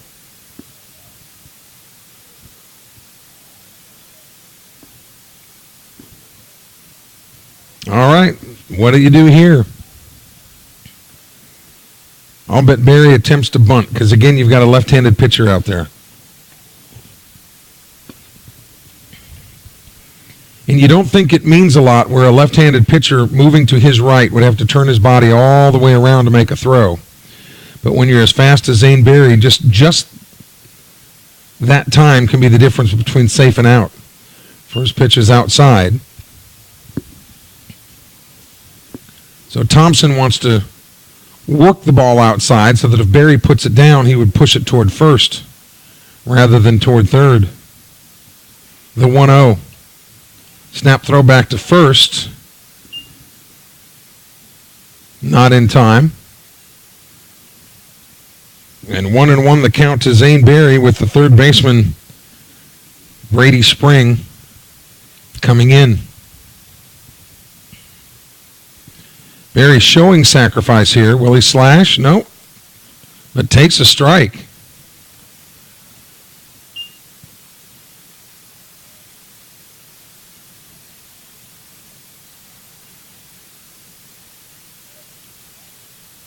So we'll see how he plays it here. Shows bunt again. High and outside. There must not be 2 strikes on him. I don't know. Usually the umpire every once in a while will put his hands up in the air to show the count, unless we got it right. But Barry's showing a bunt, and he fouls it off, so he is out. Wow. And that goes as a strikeout. First out of the inning. And here is Tanner Morgan.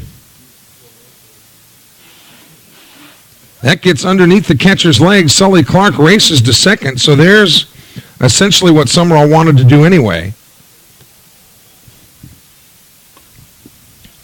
So it all worked out the same way. More than one way to skin a cat.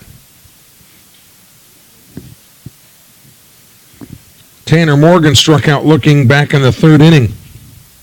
This just his second at bat. Morgan hitting in the 9-hole with Dennis Jackson on deck. The 1-0 pitch swung on. Here's a chopper towards short. Go to third for the tag out, and he is out. Sully Clark is tagged out at third. A bang-bang play So it goes as a fielder's choice. Morgan is on at first with 2 outs. And Dennis Jackson, as we mentioned, comes to the plate.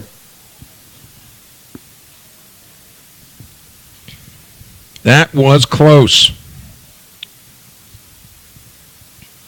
You know, people say, well, what did you see? Well, I mean, we're about as far away as you can get. Of course, the umpire wasn't a whole lot closer to the play.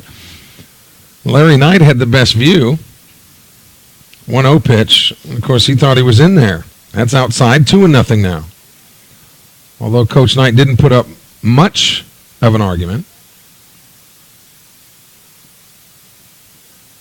It's so hard to tell runners to stay where they are. But in that situation, here's the 2-0. If the runner would have stayed at second base, he'd still be in scoring position. To where with 2 outs, a base hit by Dennis Jackson would plate the run. Anything hit to the left side, they should hold their position and just kind of read it from there. Jackson has a 3-0 count. And should he walk, the Bobcats would have a man in scoring position anyway.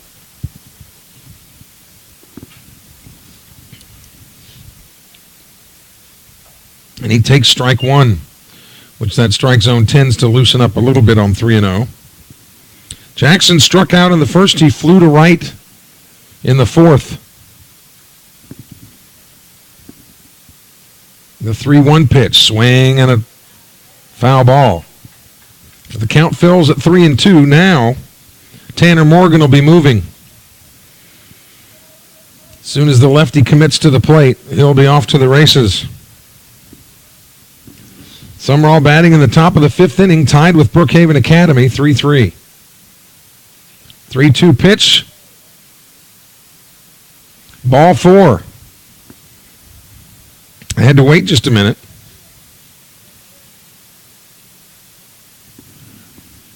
Runners on first and second. Now the Cougars call timeout. And Hunter Barrett will come to the plate. He has struck out, singled, and scored. So Sumrall with a man in scoring position here with 2 away in the 5th.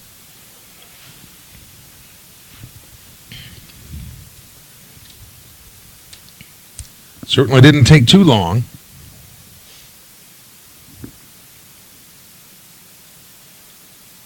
The next 3 guys are all righties for Sumrall, but the lefty will continue to throw here. Barrett slapped a single up the middle his last time at bat. And with everybody moving with 2 outs, that should be sufficient to score a run here. First pitch to him. Swung on and fouled into the screen. Jumping on the first pitch, lots of times early in the count, pitchers will throw fastballs to where they can get ahead in the count. Hitters know that. The idea is try to take the breaking ball out of the equation. The 0-1 pitch. There is that breaking ball, and it drops in for strike 2. A lot of guys throw breaking balls, but not a lot of them throw them for strikes. That's the difference. The 0-2 pitch. Breaking ball, had to swing at that one. First baseman fields it. Over to first base, the pitcher covering the bag. Well executed by Brookhaven Academy, and that'll do it for Sumrall as Barrett is out on the 3-1 put out. So no runs, no hits. There were a couple of walks, and two men left on base. So we go to the bottom of the 5th inning here at Columbia Academy tonight as Cody Davis continues to pitch for Sumrall, and he will face hitters 2, 3, and 4. Covington Ridge Retirement Home, one of our sponsors on the webcast. They provide themselves an exemplary care. Each private suite there at Covington Ridge Retirement Home is spacious with over 500 square feet, brand new granite countertops, and an outdoor patio for the residents to enjoy. Lots of activities and entertainment for the residents. And right now they have availability. CovingtonRidgeRetirement.com. That's CovingtonRidgeRetirement.com. Tied at 3. Brookhaven Academy got its runs, 1 in the second, 2 in the third. Sumrall got all 3 of its runs in the top of the 4th on the 3-run dinger by Garrett Robbins. So hitters 2, 3, and 4 to face Cody Davis. And here's O'Neal Burgess. So this guy, he's huge, isn't he, this guy? This guy looks like a college kid. He has struck out looking and has singled and scored. He's 1 for 2.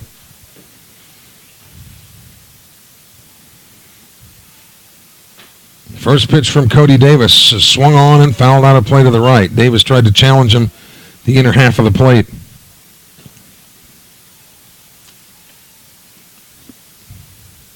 Purvis Tornadoes rocking and rolling, leading the division in District 7 4A.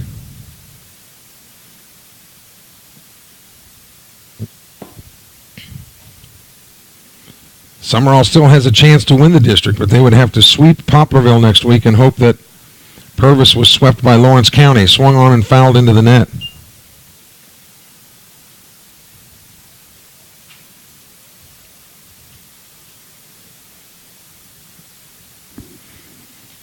Cougars batting here in the bottom of the 5th inning, tied with Sumrall 3-3.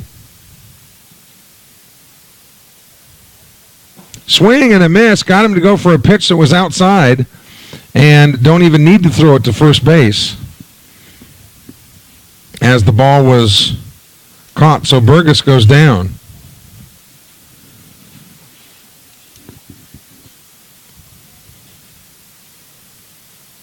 And I'm supposed to say this because I don't get in trouble, but the greatest player to ever play at Purvis, one Robert Marzoni. I just want to make sure I'm on record as that, so I'm safe here in the press box. First pitch, swung on, popped him up. Left side of the infield, Tanner Morgan is there. He puts it away for out number 2. 2 up and 2 down for Brookhaven Academy here in the 5th. And Dawson Flowers, and this guy has really seen the ball well tonight. He has singled, doubled, has 2 RBIs and a run scored. But those were all against Halen Sanford. This is the first time he'll face Cody Davis. First pitch, nubbed foul to the left side.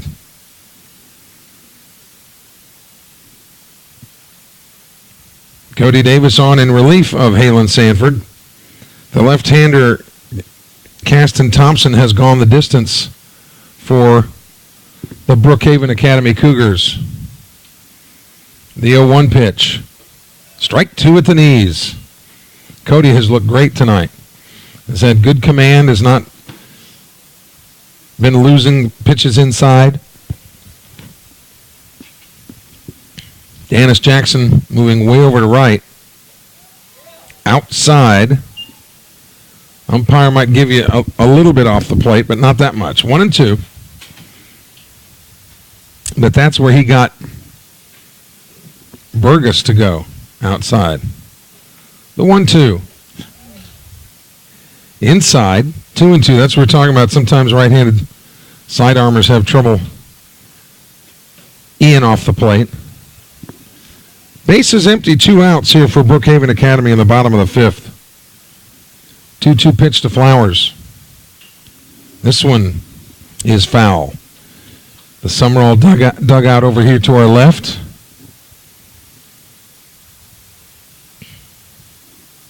And the guys were talking before the game. They said, "Oh, we blew it, Coach." He said, "What do you mean?" He said, "Because the first base dugout where Columbia Academy is, that they have heaters in there.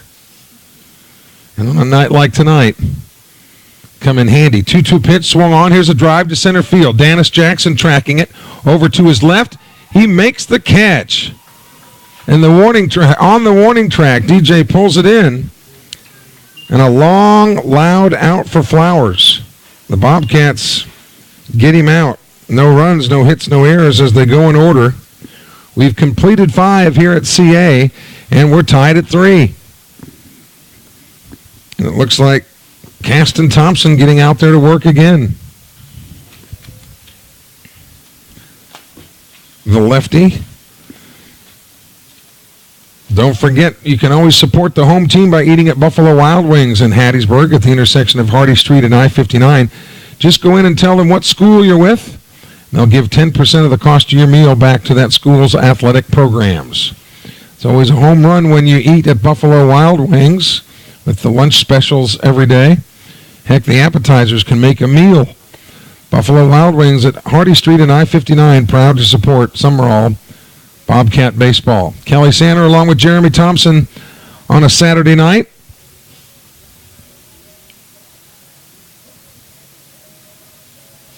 Three ball game as we go to the top of the 6th inning. Sumrall will send Story, Robbins, and Garrity to the plate. Jeremy, you didn't get any Jimmy Buffett tickets, huh? You said no. You had to be online for the right 30 seconds in order to get them. Never fear, you can get them on one of those ticket online places. Just they'll take a check for $3,000. You can have one. Throw down to second. We get ready to go here. Story has lined out to third. He has singled and scored. He is 1 for 2.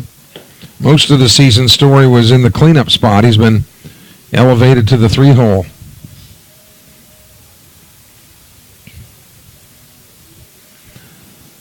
Larry Knight was very clear that he was not happy with the Sumrall team yesterday in the performance or lack of performance against the Forest County Aggies. Not necessarily the score, but just the effort. He just said they just played without fervor or love for the game. First pitch to Story, just missed outside, ball 1. Robbins is on deck. His 3-run homer to right is what tied this game. In his last at bat, the 1-0 pitch. There's a strike.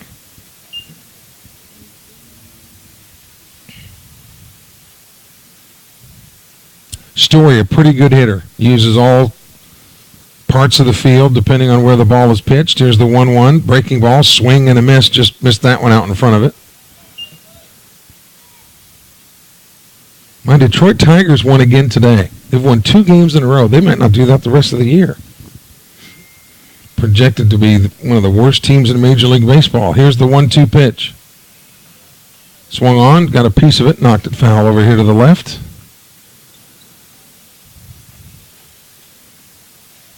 But it was snowing in Chicago today as well,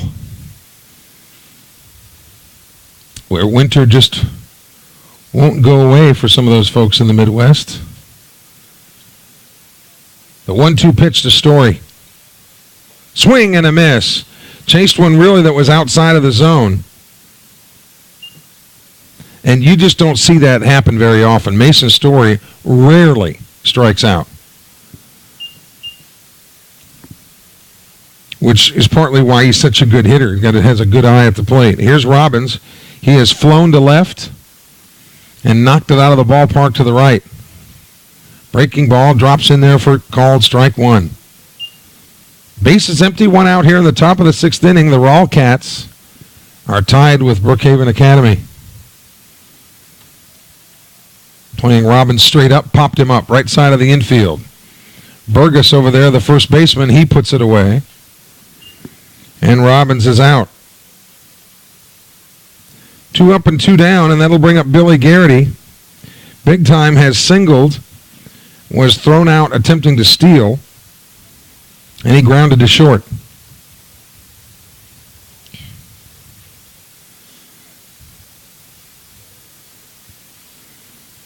Garrity with an open stance, left-hander against left-hander here.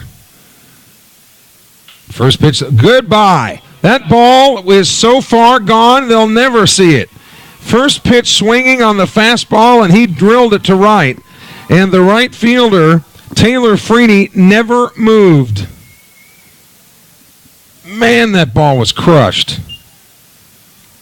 quick hands through the zone, and big-time Billy comes through in a big-time way.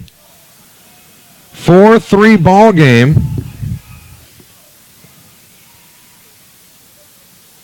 That ball was crushed.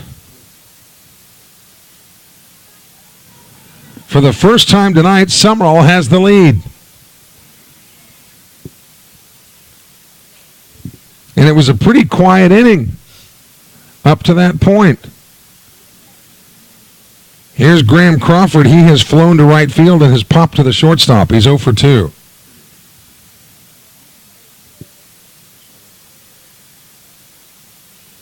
Breaking ball strike. I mean, that was an absolute no-doubter. It was not aided by the wind. There hasn't been any wind for about the last inning or so. That was stroked. Swung on. Here's a ground ball to second base. Takes a crazy hop and into right field. Crawford is aboard. That'll be an error on second baseman Dawson Zumbro. E4.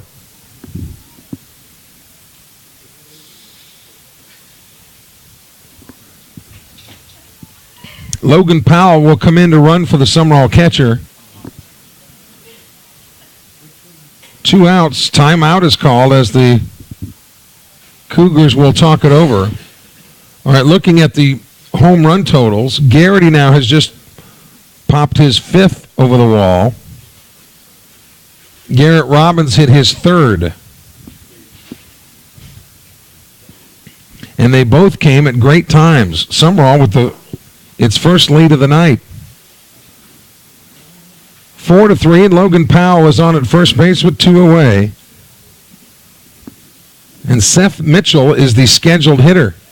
And Larry Knight is looking over to his dugout saying, "Where is my on-deck man?"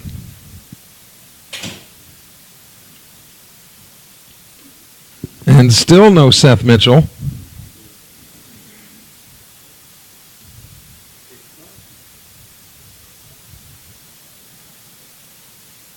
Now here he comes.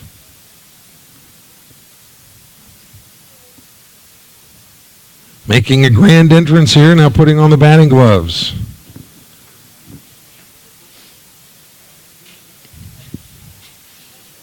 So 2 outs here in the top of the 6th inning. Logan Powell running at first. That pitcher can take a look right in the whites of his eyes there as Seth Mitchell swings through an off-speed pitch. Mitchell's been on both times. He's singled and walked. Each time he's been forced out.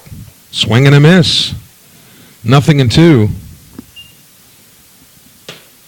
And if Mitchell should be retired here, if he should be retired, I'm sure one of the things that Coach Larry Knight will say is you weren't ready for that at bat anyway. Here's the 0-2 pitch. Breaking ball high, 1-2.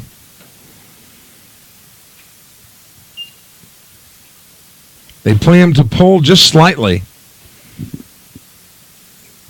But Sumrall making noise all with 2 outs. The 1-2 pitch. Swung on, chopper to short. Little flip to second base, and that's that. So Sumrall's done in the 5th. Or check that, the 6th, the top of the 6th inning. But they do come up with 1 run on the Garrity Herculean clout to right. And it is a 4-3 ball game as Cody Davis now can be the winner in this game. And he will face hitters 5, 6, and 7, Ogden, Zumbro, and Freeney. Unless they make any changes in their lineup. So the Bobcats started out a little bit slowly tonight, but have slowly gained the momentum. And they have not lived off the long ball all year long, but tonight you can certainly say that they have. A 3-run shot by Garrett Robbins, and then the solo by Garrity.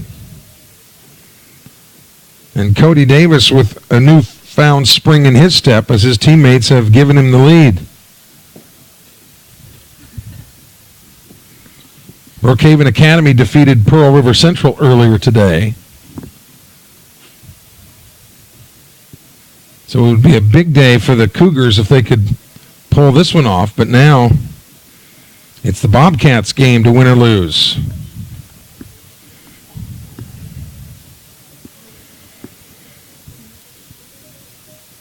So here is Ogden. He has singled and struck out looking.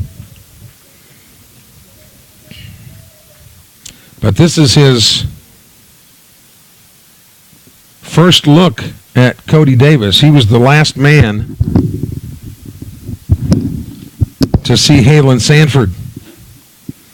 So again, his first look at Cody Davis here in the bottom of the 6th inning.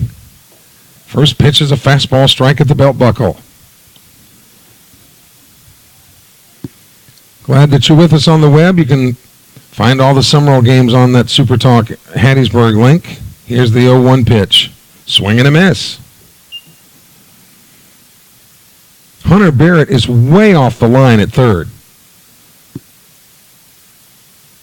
And you'd think normally that Tanner Morgan would be a little bit more towards second, but he's not measurably that far towards second.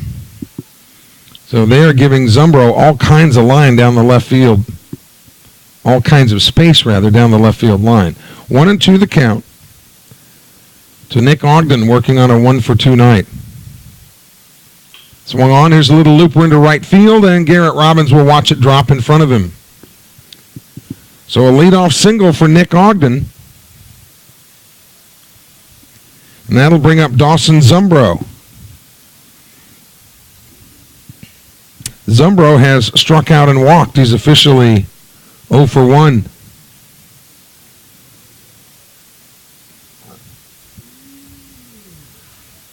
Barrett in on the grass at third. They're anticipating the bunt here. Sumrall, a left-handed hitter, and what's problematic here for Sumrall is those right-handed sidewinders.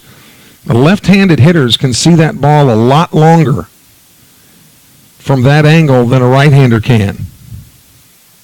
So left-handers tend to hit right-arm, sidearm pitchers much better than righties do. There's a swing and a miss. So 0-1. Didn't show bunt there. Barrett still thinks that the bunt might be coming. The 0-1 pitch. Kind of reached down to get the bat in position, but that ball was outside 1-1. So that's what the Bobcats wanted to see, is if Sumrall hitting 6th in the order would put the bunt down here to try to get the tying run over to second. Cody Davis on the hill. It's his game to win now. The 1-1 pitch. Bunt shown, and it's outside 2-1. Barrett has to be careful he doesn't overrun it at third base. He's coming in so far, and if you can slap bunt, it would go right past him and everybody'd be safe. So the defender has to be very careful.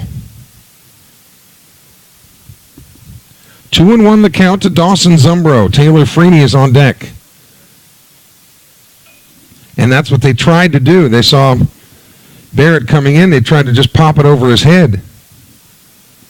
It was not a thing of beauty. And the count goes to 2-2. So now decision time for the Cougars. Zane Berry got the bunt sign with 2 strikes for Sumrall in his last at-bat and couldn't get it down. The 2-2 pitch. Low, 3-2. So the cat and mouse game goes on here. Do you put Ogden in motion on 3-2?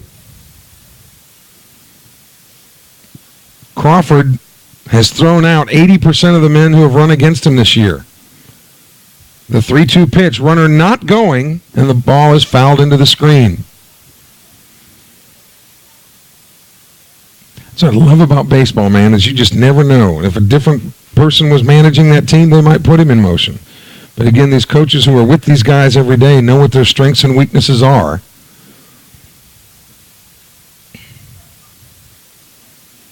And will make the calls accordingly. 3-2 pitch again. Runner not going.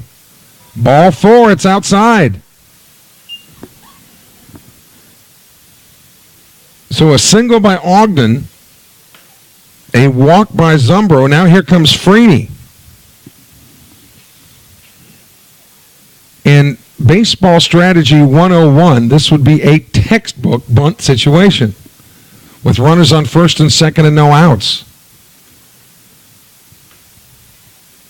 And you can bet that that's what the Cougars are talking about. Sumrall will have a chance to set the table defensively here as to how they want to play it. Sumrall nursing a 4-3 lead here in the bottom of the 6th inning. No outs for Brookhaven Academy. This game is not a district game, but certainly would help each school's RPI, if you will. Strength of schedule, whatever you want to call it. Zane Berry now coming in at second.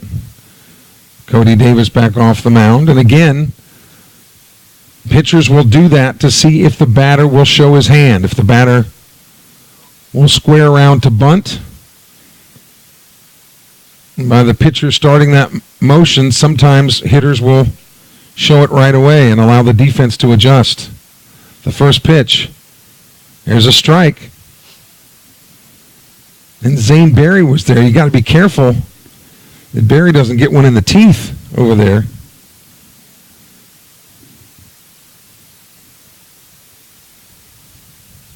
Sumrall leading 4-3, but runners on first and second with no outs here for Brookhaven Academy in the bottom of the 6th. Davis looks at Crawford. Showing bunt this time.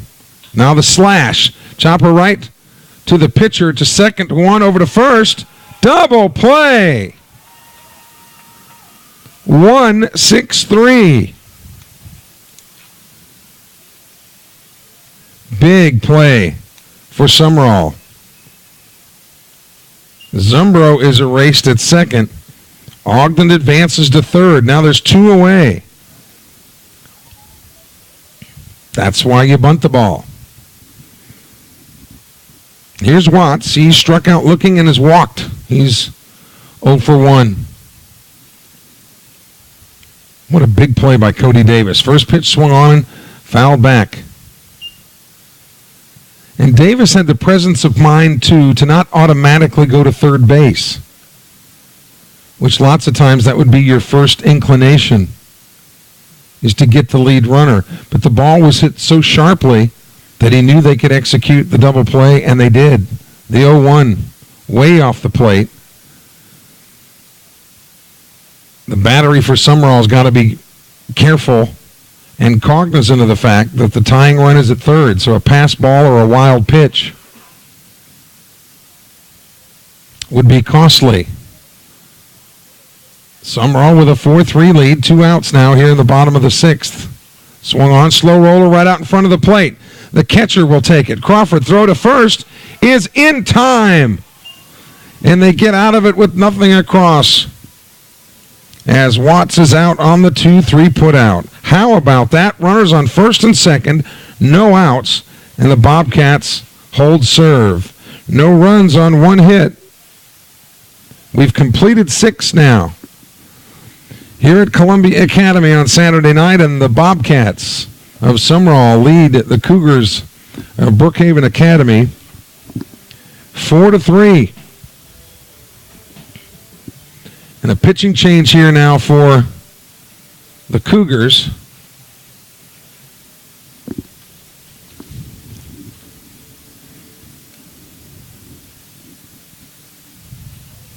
Taylor Freeney, who was already in the game in right field, is now the pitcher. Freeney, the right-hander, and he will face righty, righty, righty. In the Sumrall order, Barry, Morgan, and Jackson.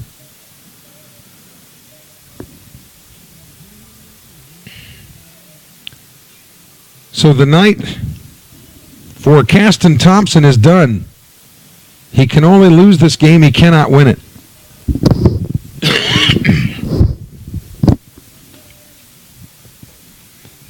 For the most part, he pitched very well, but he gave up a couple of long ones. One to Robbins and one to Garrity, and the one by Garrity's been the difference. So Freeney could only win this game.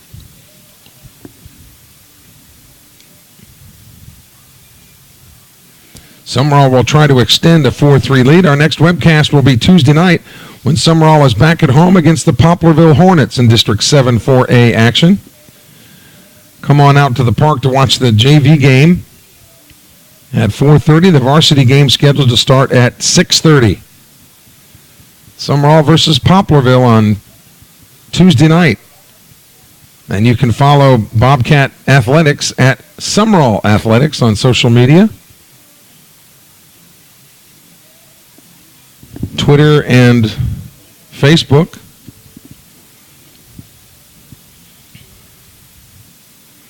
Of course, there's so many different ones now, aren't there? Snapchat, Instagram, Pinterest, I don't know, a million of them out there. So here we go. Barry up to bat.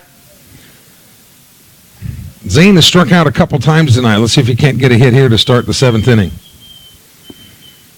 Sumrall leading 4-3, but looking for more.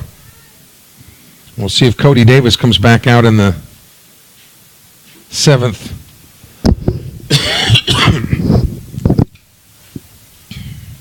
Eight, 9, and 1 for Sumrall to face Taylor Freeney. First pitch is inside, ball 1. Freeney was in right, so that he and Gaston Thompson just flip-flop.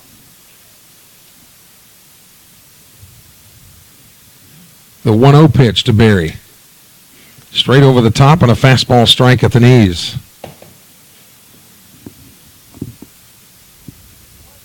Sumrall got 3 in the 4th to tie it and then 1 in the 6th. Brookhaven Academy. There's a strike on the corner. Got 1 in the 2nd, 2 in the 3rd, but since then have been pretty quiet. Sumrall pitching has racked up 6 strikeouts on the night. The 1-2 pitch. Called fastball on the outside corner. Zane Barry down again on strikes. 1 up and 1 down, and here's Tanner Morgan. He has struck out and reached on a fielder's choice.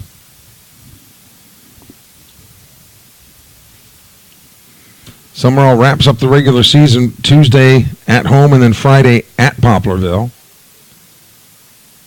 That one bounces in there. Then they'll play in the Lamar County Tournament on Saturday against the Grovers.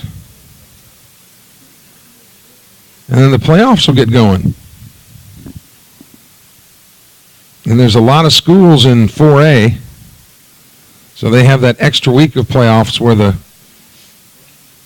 6A schools get a week off, for example. 1-0 pitch, swing and a miss. Morgan missed the pitch up in the zone. Bases empty, 1 out here in the top of the 7th inning. Glad that you're with us. Glad that you've checked in. Don't forget our text number. Here's the 1-1. Breaking ball. Tried to get it to drop in, but too high. 601-310-7077. 601. Of course, that's South Mississippi area code. 310-7077. Keep that number on file if anytime you need to reach us up here in the booth. We always like to know that you're out there. Here's the 2-1 pitch. Swung on. This one is lifted to right field. Could be a tough play. Coming on in. Cannot make the play, but Tanner Morgan trips going around first base, and I'm not sure if that ankle might not be messed up. Tanner Morgan went to make the move to go to second base, and that toe got caught on the bag, and he took a tumble. And Gaston Thompson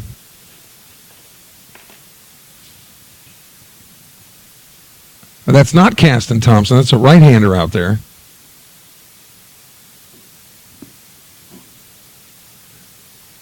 Did a great job in trying to get to the line to make that catch. The ball was fair.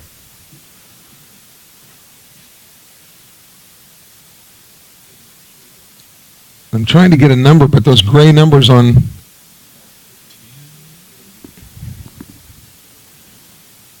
gray jerseys don't work very well.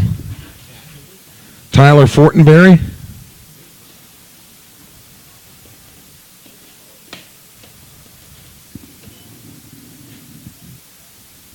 Can we see that number?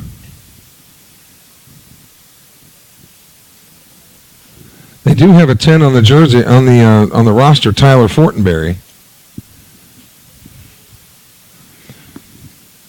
But Tanner Morgan being tended to. When this is all sorted out, it's just going to be a long, allowed single. So the right fielder is Tanner Watts, who was the designated hitter but now being deployed to play defense. And they want to make sure, too, that since Morgan took the tumble at first base, that the bag at first base is anchored somewhat.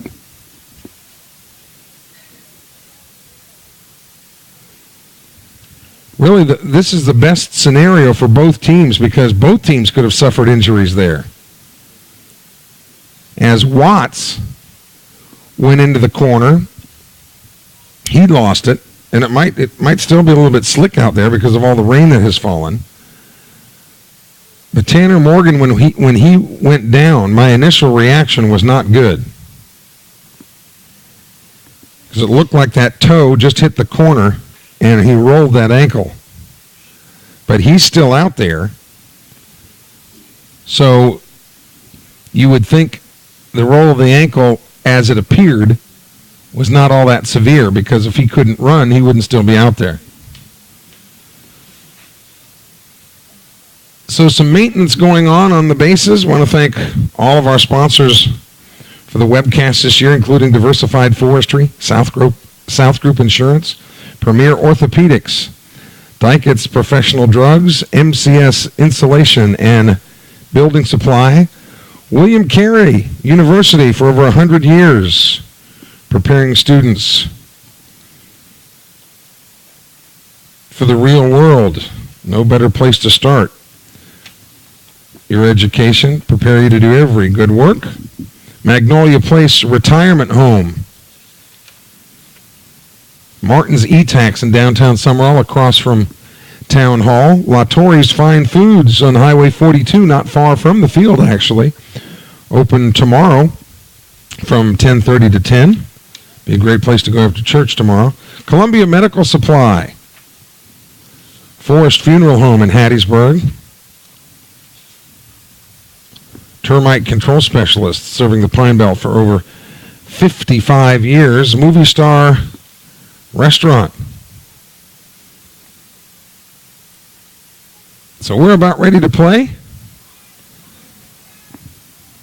Tanner Morgan is at first base with one out here in the top of the seventh inning. Sumrall trying to increase a 4-3 lead. And here's Dennis Jackson. He's 0 for 2 with a walk. He would be very difficult to double up. Tried to put the bunt down. And that's the difference between a sacrifice bunt and bunting for a hit. The sacrifice bunt, you don't really care so much if the defense knows what you're going to do. But when you try to bunt for a hit, you put it down at the very last minute and then take off. And when Dennis takes off, it's a thing of beauty. 0-1 pitch coming. Breaking ball on the corner for strike two. Dennis Jackson looked at the umpire and said, wow, that was way outside. 0-2. Hunter Barrett on deck.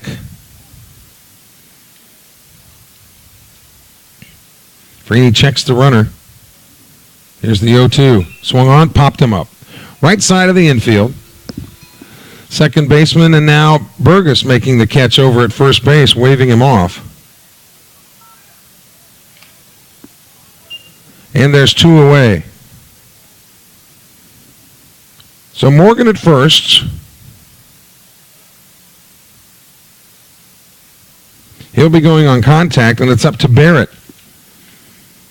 He got a 1-for-3 night with a run scored and an RBI. He singled in the fourth. He has struck out and grounded to the first baseman. First pitch, check swing, held it up. Sumrall leading 4-3, looking for a big win against a very strong Brookhaven Academy team.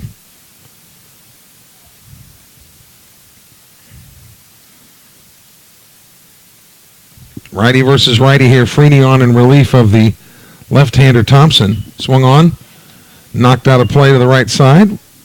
1-1 now. Barrett had kind of a nagging injury the first part of the season too, but that seems to be completely healed, and he's back at 100%. Bobcats really have been lucky as far as that goes. Just little nicks here and there, but nothing major at all. 1-1 pitch. Swung on, a little chopper right out in front of the plate. Pitcher's only play is to first. The out is recorded, and the Bobcats are done. No runs on a hit. There was one man left on base.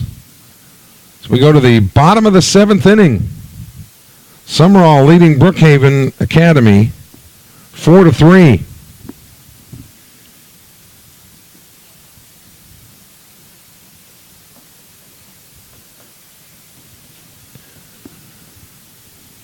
Looking at the line score, the Bobcats 4 runs on 6 hits, 1 error. The Cougars 3 runs, 7 hits, no errors.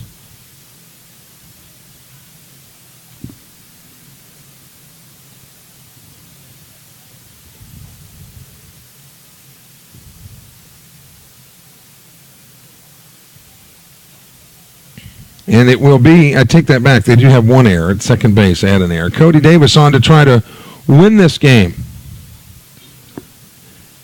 And he will face hitters 9, 1, and 2. Protecting a 4-3 lead.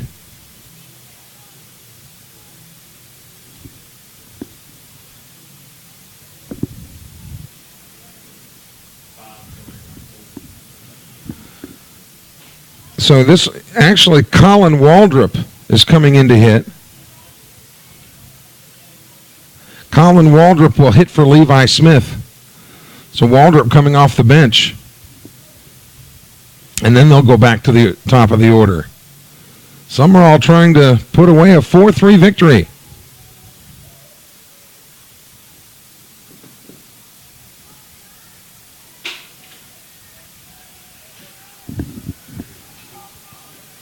Barrett even with the bag at third. First pitch from Cody Davis is a strike right on the outside corner. Cody Davis had some periods of self-doubt early in the year and then had a couple of really good outings, got himself back to where he needed to be fundamentally. Swung on, a drive down the line. That is a fair ball. Inside the line, rounding first on his way to second base.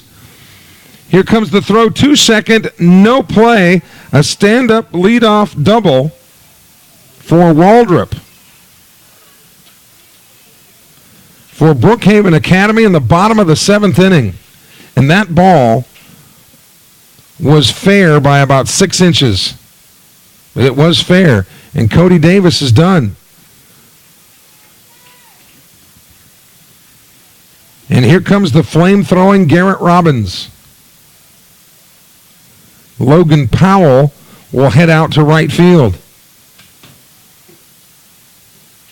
And Robbins can really bring it. So this will just be power against power as he goes back to the top of the order. Spring, Burgess, and Watts. Again, Robbins headed to Pearl River. Brookhaven Academy making it interesting here in the bottom of the 7th inning. And until they can catch up with Robbins' fastball, I would expect him to deliver just straight heat. It's been a good game. Especially as cold as it's been, you'd think that, for example, at Augusta today at the Masters, when the rain came through and it got colder, they said it was affecting the drives by some 40 yards. Rory McIlroy only hit one 320 today. Which for him, that's, like a pitching wedge. So here's Robbins. He saved the game, or saved the game yesterday against the Aggies. Or did he get the win? He pitched 2 innings?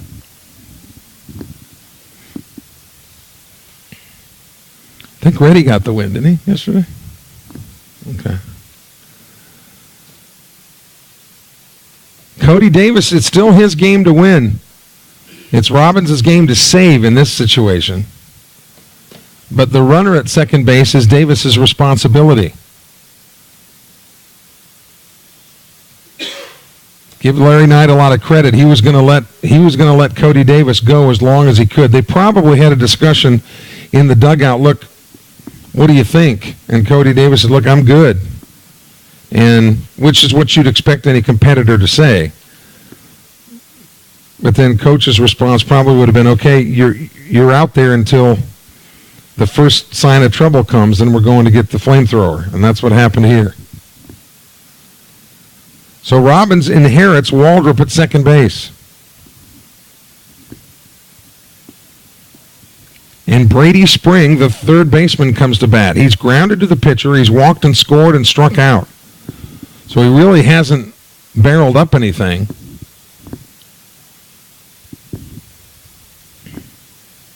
And again, you'd expect Robbins just to come in and chunk the heat in there.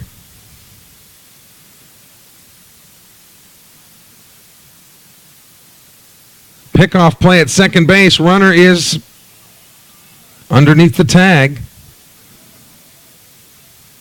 Boy, Sumrall was moving all around in order to confuse the runner. And it was close, but he was safe.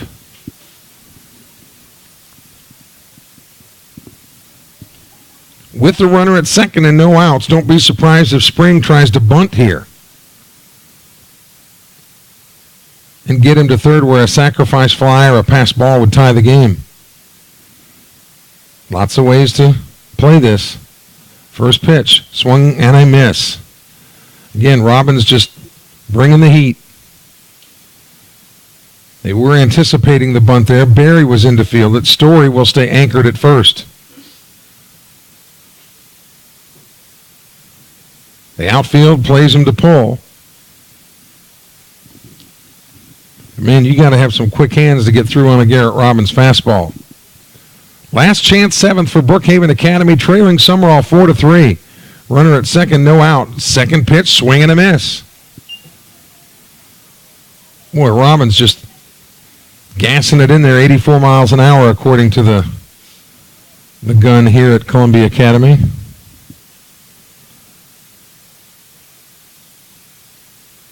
I actually think Brookhaven Academy had a pitcher last game, late in the game, that was throwing it up there at 84. The 0-2 pitch. Tried to get him to chase, missed outside, 1-2. Sumrall protecting a 4-3 lead. And Brady Spring's back foot is on the back line of the batter's box. The 1-2 pitch. Missed again. 2-2. O'Neal Burgess,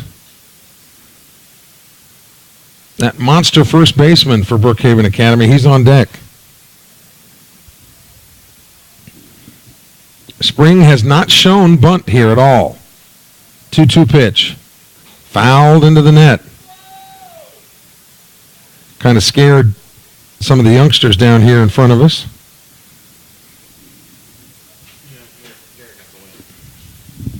Robbins did get the win yesterday, okay?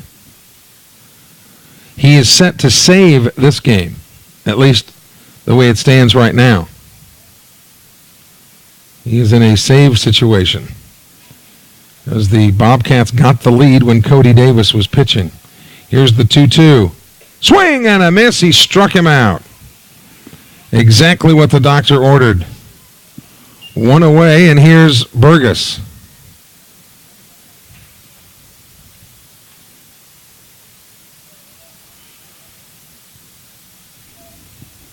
He is struck out looking. He is singled and scored and then struck out swinging. So he's 1 for 3. And you talk about power versus power here. Dennis Jackson shading a little bit toward left. Logan Powell also moving a little bit that direction. Robbins out of the stretch. And the pitch. That ball is away. Nice job by Crawford to block it down. Well, you really can't understate what Graham Crawford behind the plate has meant for Sumrall this year. I mean, he's caught every game. Well, I take that back. Garrity, I think, caught one game. But his ability to keep the ball in front and his throwing percentage to second base just is so good. 1-0 pitch is a strike on the inside corner, 1-1. And people talk about, well, you know, this catcher or that catcher, you know, it's not hitting very well. Heck, if a catcher's doing his job behind the plate, he's so valuable that way. Ask the first baseman to hit. They don't do anything. Defensively. I'm kidding, of course, but I'm just saying in the grand scheme of things, catcher's the man. Here's the 1-1 pitch. Nope, Robbins now off the pitching rubber. Really, the shortstop is known as the quarterback of the infield, but the quarterback of the whole team really is the catcher. Usually the baseball smartest guy on the field. The 1-1 pitch from Robbins. Swing and a miss. Long, loping swing. Missed there. So Robbins ahead 1-2. The point about the catchers is when you look at the major leagues, the most successful managers of big league teams tend to be catchers. Just go through history, even modern history. Catchers, 1-2 pitch. Swing and a miss. Went up the ladder and struck him out. So it's up to Tucker Watts now. Brookhaven Academy down to its last out. Tying run is at second base in Waldrop. He'll be off on contact. Robbins doing exactly what he's been called in to do, to come in to shut it down. And he has struck out the first 2 men he's faced. 4 runs, 6 hits, 1 error for Sumrall. 3 runs, 8 hits, 1 error for Brookhaven Academy. First pitch is low, ball 1. First really off-speed pitch that Robbins delivered. Watts hit a soft liner to shortstop. He's flown to right and then popped out to shortstop. 0 for 3. Number 3 man in the order.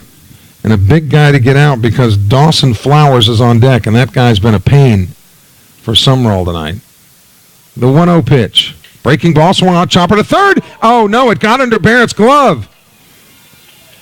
They round the runner from third. They'll hold him.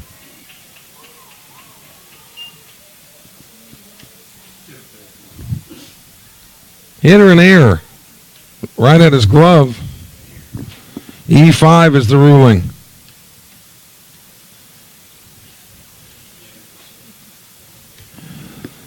So the runner was held at third. Garrity came up throwing in right field.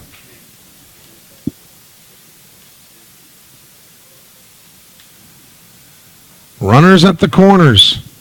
And here is Dawson Flowers. He has singled, doubled, and flown deep to center. He has a run scorer and 2 RBIs.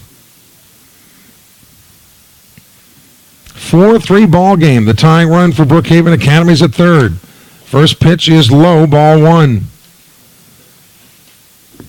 Now, as much as you have to be careful with Flowers, you don't want to get too careful to walk him because then you would advance Watts to second base where he would be in scoring position.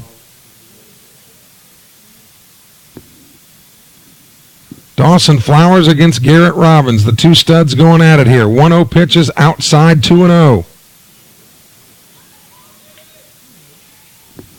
And now Flowers has the advantage of knowing that he's going to see a fastball here, most likely. Slightly open stance. Robbins gets the sign, goes to the stretch. Here's the 2-0.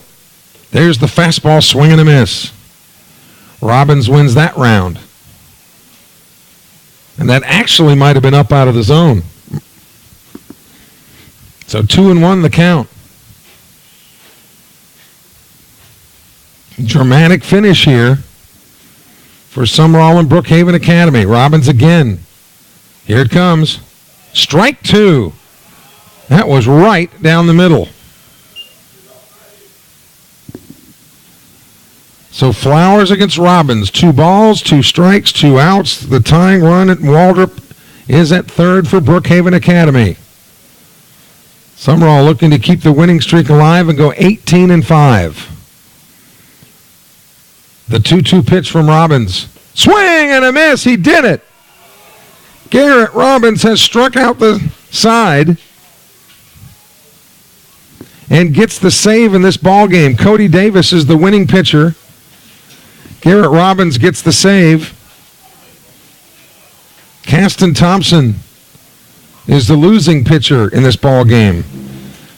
Final line score again for Sumrall: 4 runs, 6 hits, 2 errors. For Brookhaven Academy, 3 runs, 8 hits, 1 error. Cody Davis is the winner. Garrett Robbins gets the save, and with the win, Sumrall ups its record to 18-5 on the year. Our next webcast will be Tuesday at 6:30 when the Bobcats host the Hornets of Poplarville. We want to thank our hosts at Columbia Academy for all the hospitality here tonight. Got some baseball in on a cold, wet Saturday, and that's a Bobcat winner. For producer-engineer Jeremy Thompson, I'm Kelly Sander. Thank you for joining us. The Bobcats win it 4-3. You've been watching Sumrall Bobcat Baseball.